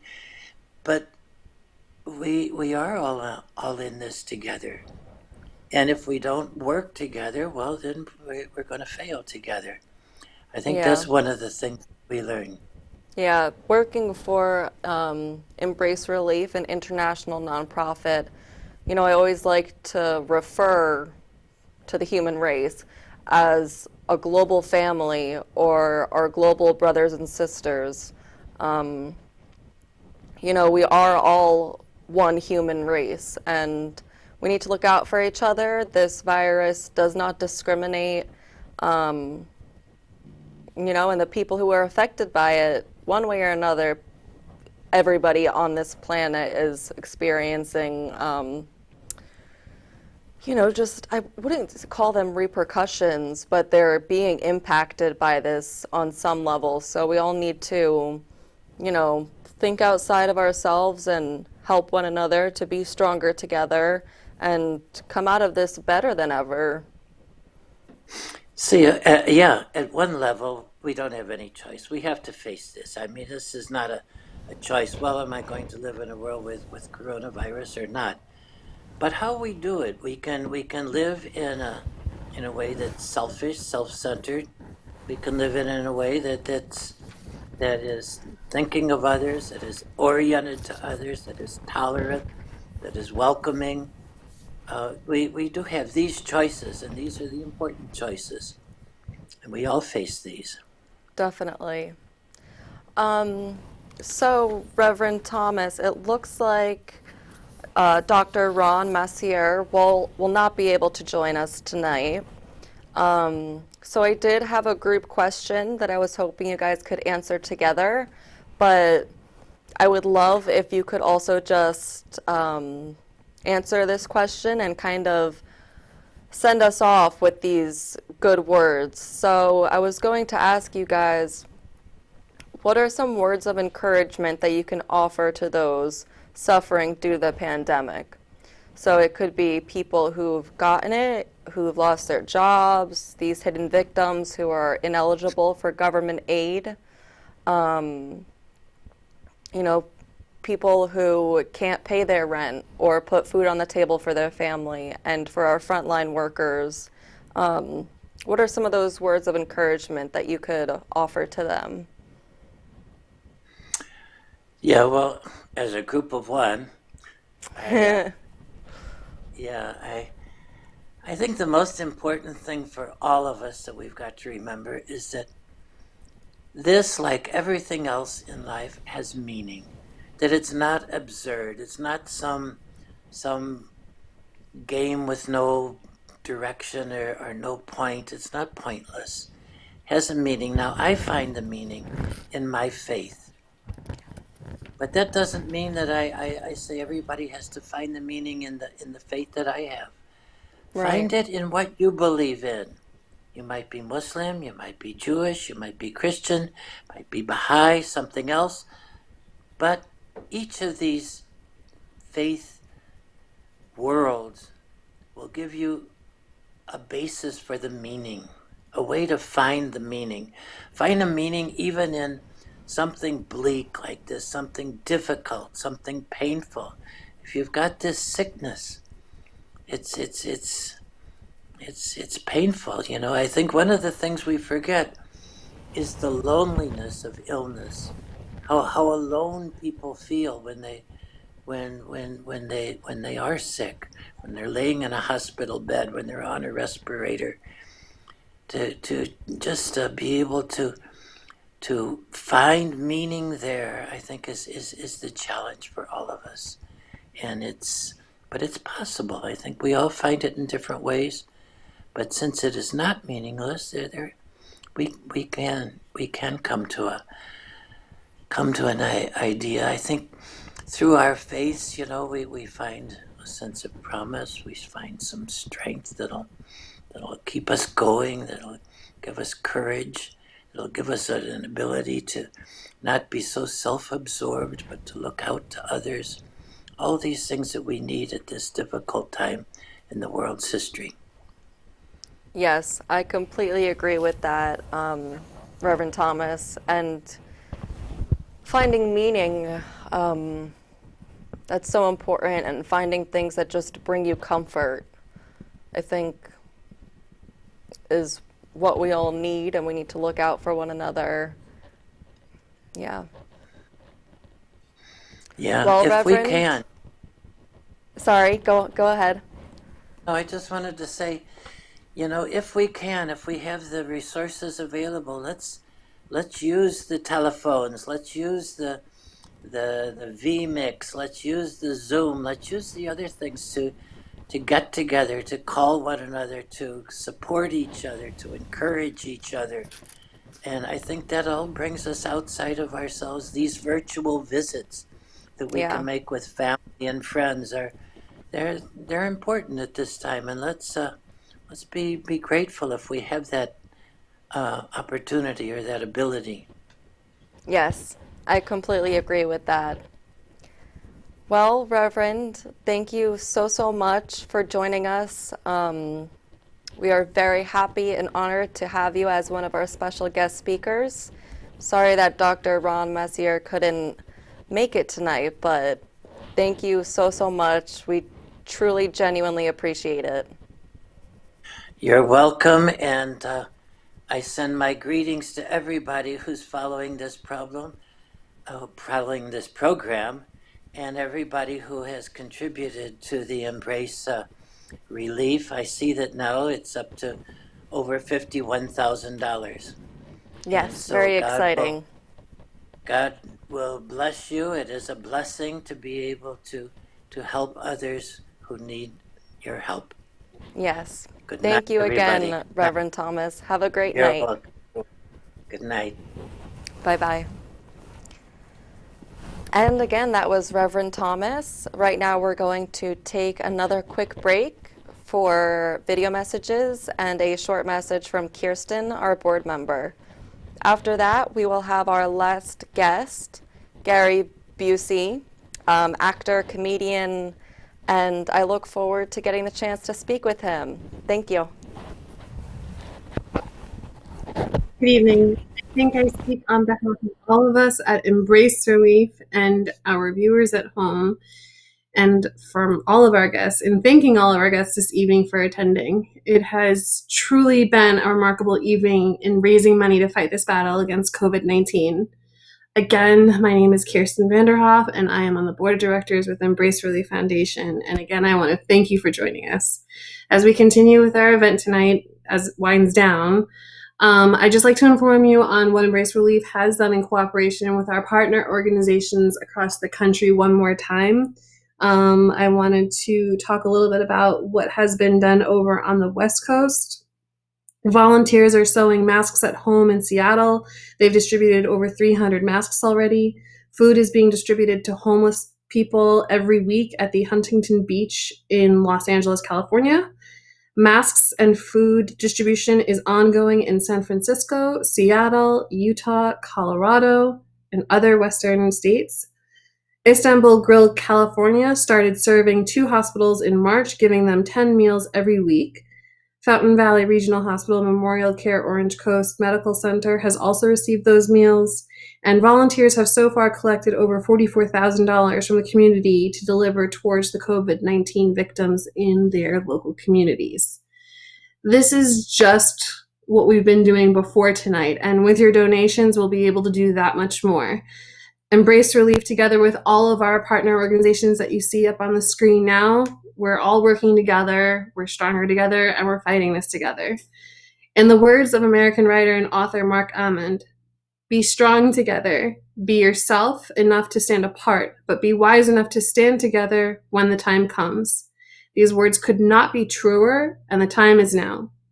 We need to stand together because our strength is in numbers, and we are always going to be stronger together. Our current donations have so far exceeded $50,000. We are climbing up to 52. Looks like we're at 51,000 right now.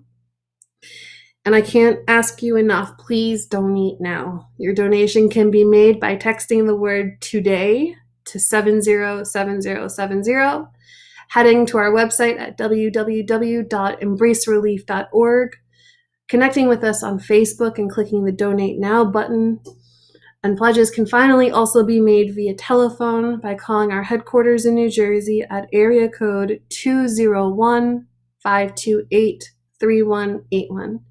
Again, I'm Kirsten. I am on the board of directors from Embrace Relief. And on behalf of all of us, I thank you very much for joining us this evening. And thank you for all of your donations. Yes. Hi, Kirsten. Hi.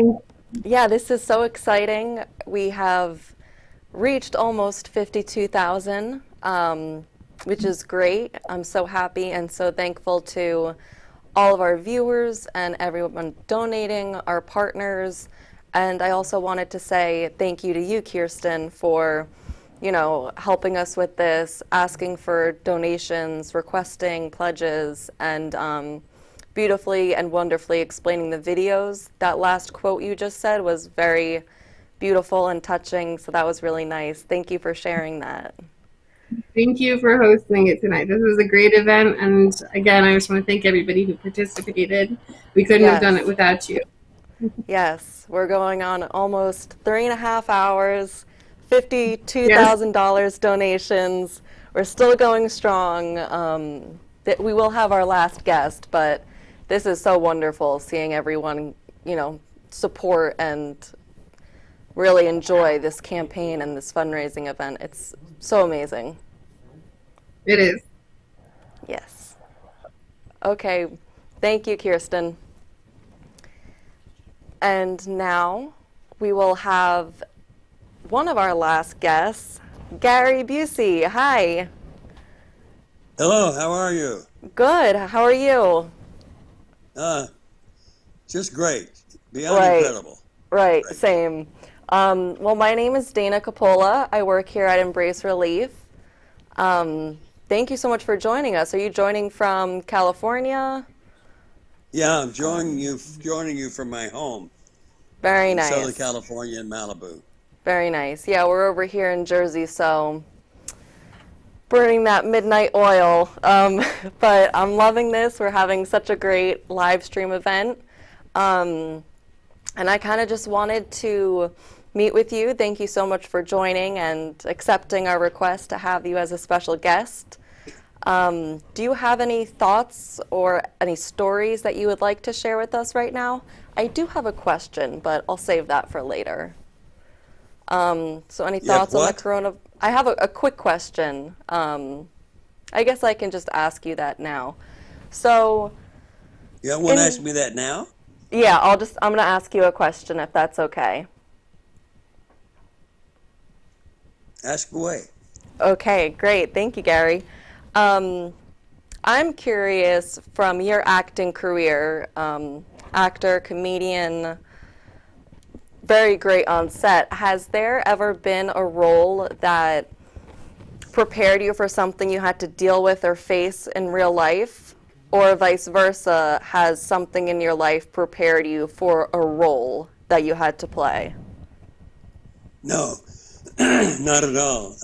I feel in my 50 years of doing this, over 170 movies, events, miniseries, what have you, the roles pick me. And I get to do with the role what the role is given to me in the script with the director, the actors, and the whole crew.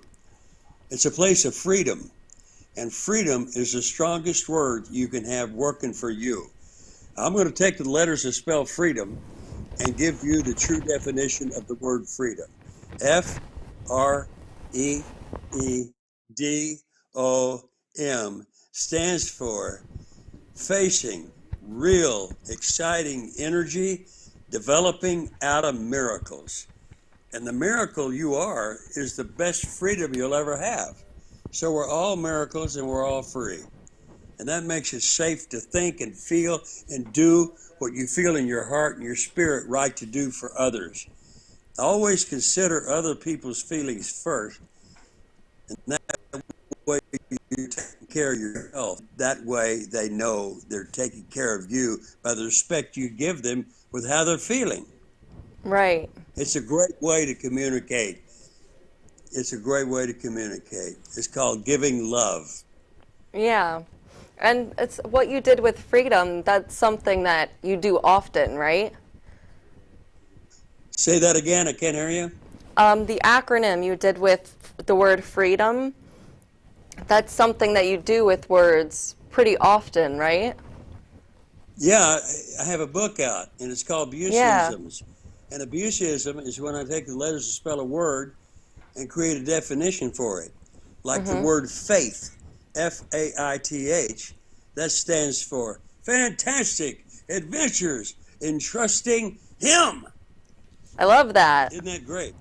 That's so exciting. I just got excited listening to that. Yay. Hey, mark this down. A high point. The word hope, H-O-P-E, that stands for heavenly offerings prevail eternally. You're always in touch with your Creator. And when you're not in touch with the Creator, that's when you have the chance to get in your own way. And when you get in your own way, you got to move yourself out of your own way so you can be free and see clearly and give to others with love without thinking twice. Right. And Gary, just one last question, I guess, to speak on the coronavirus a little bit. If you could choose one of your, I apologize if I'm not saying this correct, Buseyisms?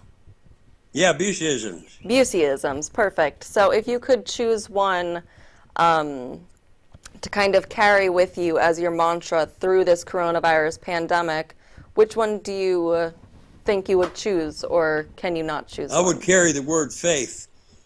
Faith. Yeah. F-A-I-T-H stands for fantastic adventures in trusting Him. And when you have that kind of faith and in your prayer and your meditation for others, and yourself, you'll be free from that. And if you Yeah. find yourself getting it, just use your power of yourself to pray and meditate and get past it. That's called self-healing. And we all have the ability to do that. If we have Yes. faith in doing it, it's easy.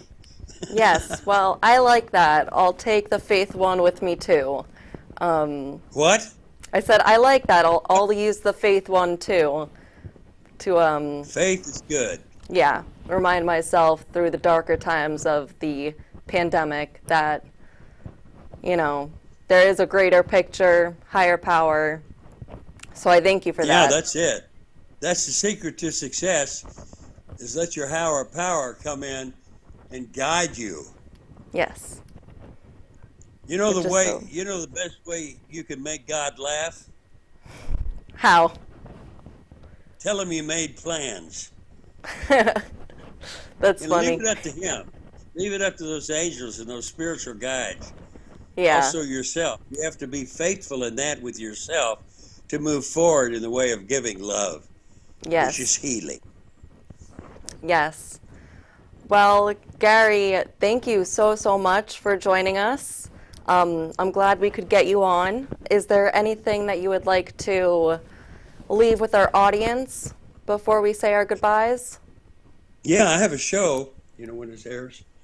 I have a show coming up on Amazon, and it's called Gary Busey Pet Judge. Pet Judge. Where I have people come into my courtroom, humans and animals, and they have complaints and gripes and issues that they just can't get over. And I give them a verdict on how to get over it. And it leaves everybody feeling good about everything they are. That sounds very funny. Amazon. I think it's May 25th. Very cool. Wanna Well, come- I will definitely keep an So eye out watch for that. it. Yeah, do that. Keep your eyes out. Make a list. Tape it Yeah. on your bathroom window. Pet Judge. May 25th, Amazon. Great. Well, thank you so much, Gary. It's been a pleasure talking Thank with you, dear. Yes, thank you. Stay safe. Okay. All right, bye-bye. Okay, and again, that was Gary Busey. It was very wonderful to have him with us. We're happy that we could get all of our guest speakers. They're phenomenal, fantastic people who truly care about others. And now it seems like we do have Dr. Ron Messier. Hi. Well, hello. It was a little bit of a technical issue to get here. Yeah, we luckily figured that out. And so, Ron, just as a formal introduction, so you are the professor emeritus in history at Middle Tennessee University. That's correct. Correct? Yes, thank you so much for being with us today. We're so happy that we could get you online and figure out that little technical issue. Well, I'm delighted to be here. I had the privilege of visiting you at Embrace Relief a little over a year ago. Oh, wonderful. So impressed at the work that you folks do that I'm really happy to be able to be part of your program tonight. Thank you. Well, I hope that it's okay. I do have 2 questions that I would like to ask you and discuss. Before I ask these questions, I just want to say I am so sorry if I mispronounce anything. I'm sure you'll know what word it is when I get to it, but I tried YouTubing it to see how to say it.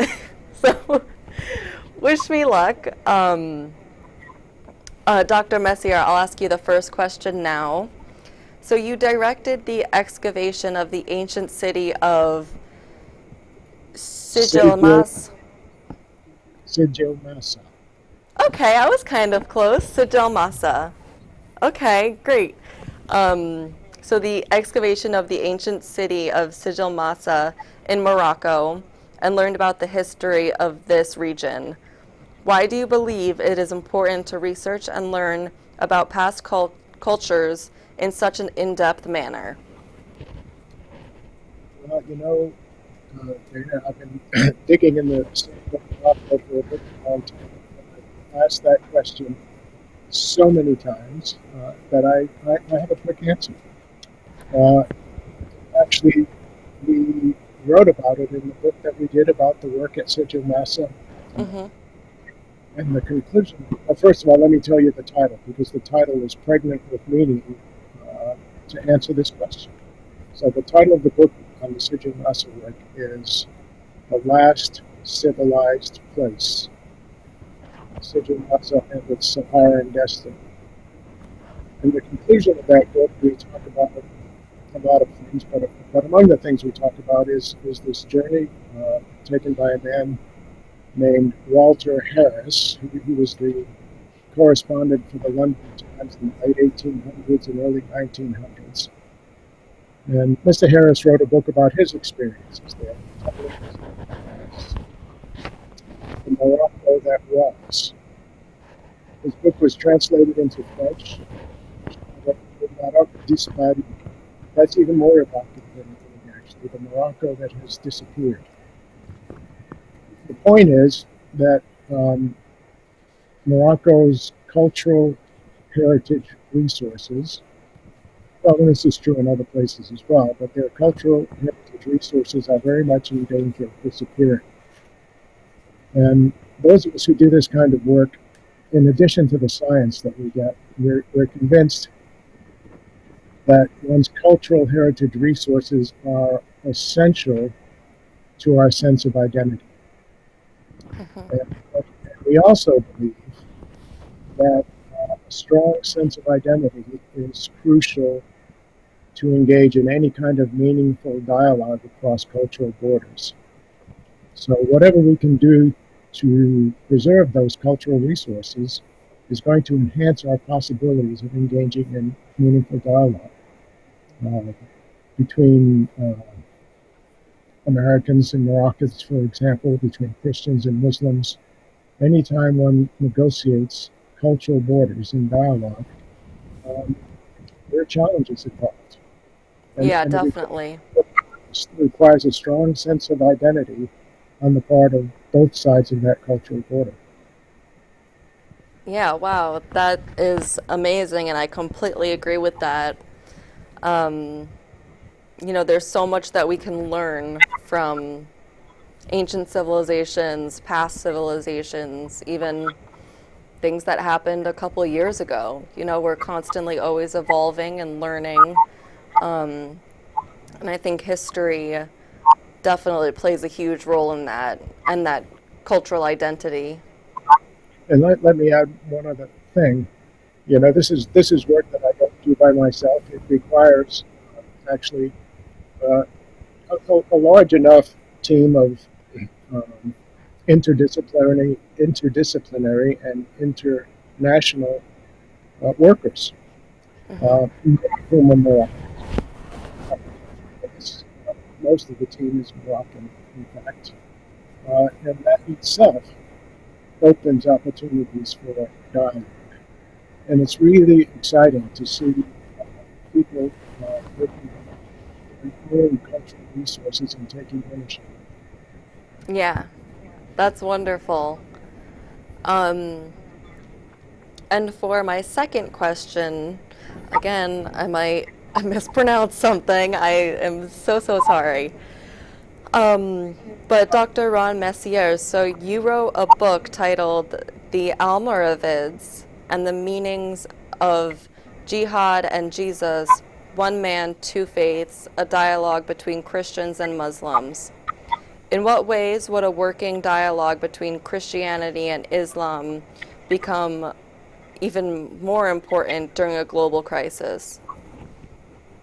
Okay, well, first of all, those are two separate books. I mean, it's not one long title. There are two titles there. Okay, I'm so sorry about that. I must have added a comma instead of a dash or slash. I'm so sorry about that.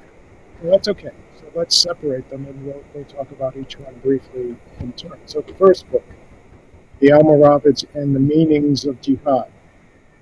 Titles are important, and I have to say that I argued a bit with the publisher of that book about the term meaning or meanings of jihad, I insisted that the word meanings be in the plural, because there's actually a range of meanings to the word jihad. Right. And the diamond that's covered in the book experienced an evolution through a wide range of meanings. So let me talk a little bit about that. Mm-hmm. One of the meanings for jihad, the one that we use most commonly in today's world, is jihad bisayf. That means the jihad of the sword. That's a militant form of jihad, ideally, in theory, defensive in every case. But the Prophet Muhammad described that form of jihad as the lesser jihad.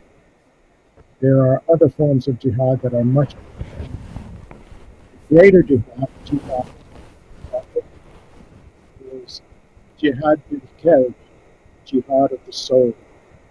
And that's a jihad that describes the inner struggle with oneself, struggle with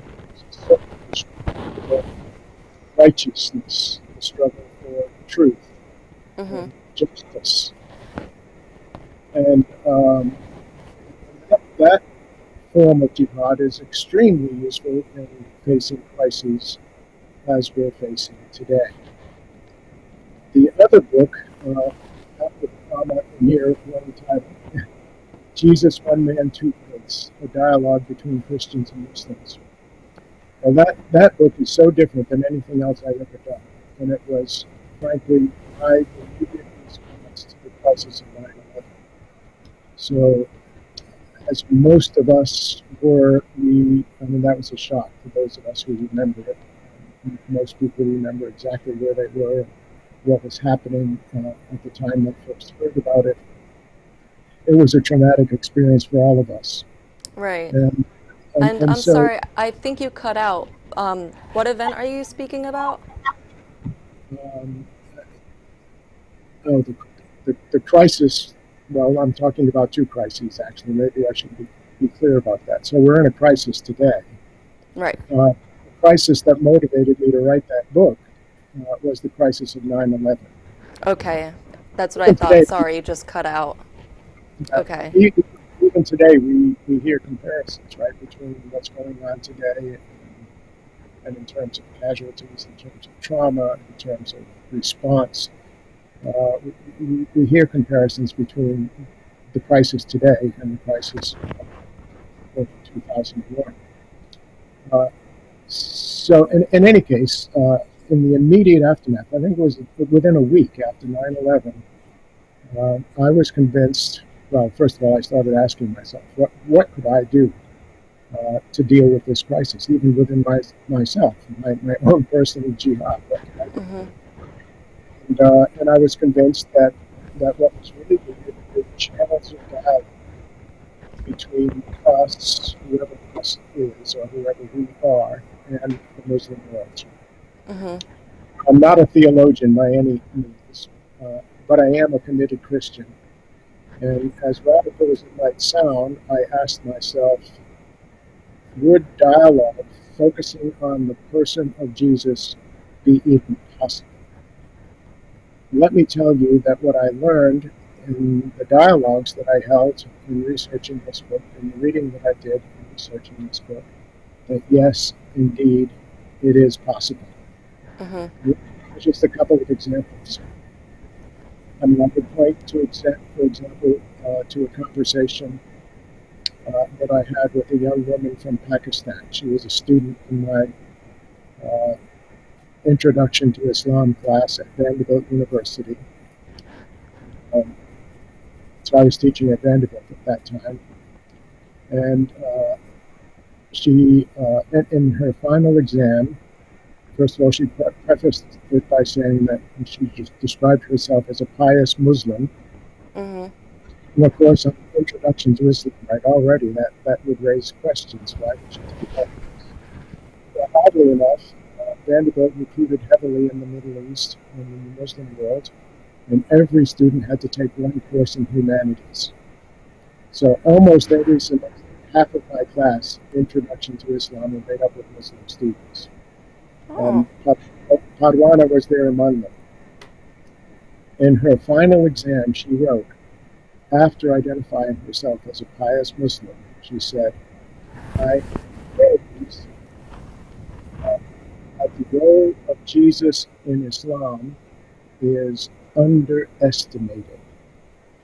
And she right, I'm also amazed that it will be Jesus who will return at the end of times to lead us to righteousness. So, wow. Yeah, wow. Dialogue with Muslims with Jesus as the focus possible. Well, she came to my office well after the semester was over and thanked me that we could have this dialogue in class. Right. One final example, I was in Istanbul. I went to Istanbul many times. One time I went with a branch of the Hizmet movement, and we were at the Foundation of Journalists and Writers in Istanbul, and our host was talking about the work of Hizmet, very interesting and inspiring. But I asked him, I said, okay, fine, we're here on an interfaith dialogue mission, so you're preaching to the choir. How do you convey this message of service and tolerance and dialogue to folks who are less inclined in that direction? And he answered that's tough. Dialogue. But here was his answer. He said, we do it through example and with humility, just like when Jesus washed the feet of his disciples. Wow. I said, wow. I mean, that is amazing.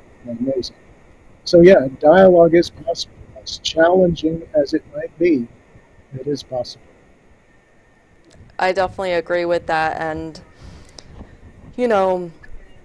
I think it's also important during a global crisis. I know a lot of people turn to religion for comfort and reassurance and hope.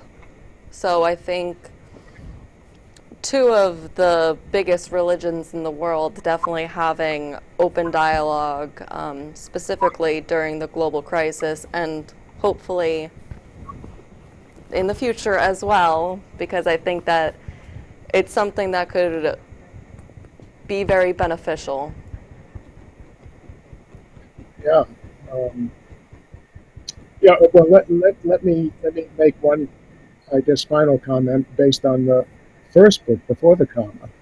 So the Almoravids and the Mutants of Jihad. Mm-hmm. Okay. So if I think in this time of crisis where we all find ourselves now, this might sound a little bit radical too, but I think we have to wage jihad. But I'm talking about the greater jihad, this jihad within our own self. Yeah. I mean, we have to know in the deepest reaches of our soul that we have the strength to endure whatever hardships we may be enduring, and that we can make it through. We have to trust that God will give us the resources to do that, and we have to know that to be true. Yeah. There actually is still one more form of jihad that might be relevant here, and that's jihad bil yad, jihad of the hand.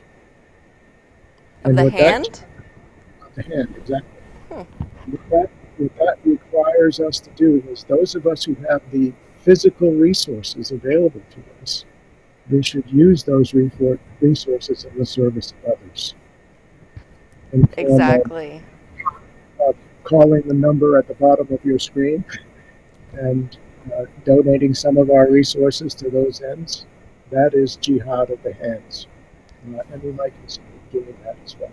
Perfect. I think jihad of the hands is the perfect place to leave off on that, and that's exactly what we're trying to do. Those who can donate, we're pleading with them, all of you, that you please do donate whatever you can to help our frontline workers with personal protective equipment, as well as helping those hidden victims of the pandemic, to pay for rent, utility, medication expenses, as well as food for those who have lost their jobs but are ineligible for government aid. So that works perfectly. Jihad of the hand. Ramadan Mubarak to all of you who are tuned in. Yes, thank you so much, Dr. Ron Messier. This has been so wonderful to get down and chat with you and get insight on your thoughts about history, interfaith dialogue, and the coronavirus that we have at hand. Sincerely, thank you so much. Quite well. Okay, have a good night. Bye-bye. Okay, everyone, so we have reached the end of our Stronger Together live stream fundraising event. If you can just stick around for a couple more minutes, we do have one last video we want to share with you. And then when I come back on, I will let you guys know the final donation amounts. These donation lines will not be closing anytime, so feel free to save the link, the number, the text message information, and can even do it later tonight, tomorrow. But tonight, we're really asking you to help us with this last push. So I will see you again in a couple minutes with the final donation number. Thanks.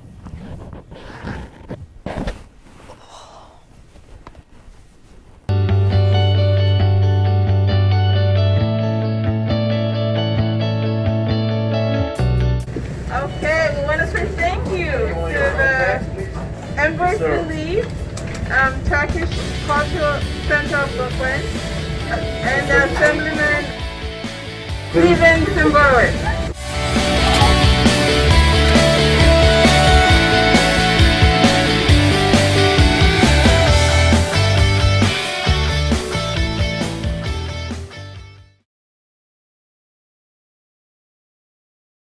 Okay, and again, thank all of you so much. Thank you to all of our special guest speakers, and again, thank you to everyone at home, all of our partners, our team here at Embrace Relief for putting this all together, making this happen, getting the word out, and letting people know that we are stronger together and we will come out of this better than ever. Thank you guys so much for tuning in. If you stayed for all 3 hours and 50 minutes, or I almost made it to 4. Or if you just popped in here and there, thank you so much. And we are so grateful for all of your donations during this COVID-19 pandemic. Like I said, donation lines will stay open. They don't have a close time, so feel free to donate whenever you can. Our final number as of right now is $53,954.87. So we are so close to 54,000, just about, what, $46? So if we could even just get to that, that makes me so happy, just thinking about all the people we can help, our frontline workers and the hidden victims of the pandemic. So this is Dana Coppola signing off, the Stronger Together live stream fundraiser. Again, thank you to everyone who participated, all you viewers at home, our partners, and our Embrace Relief team. We're going to do so much good together. Thank you.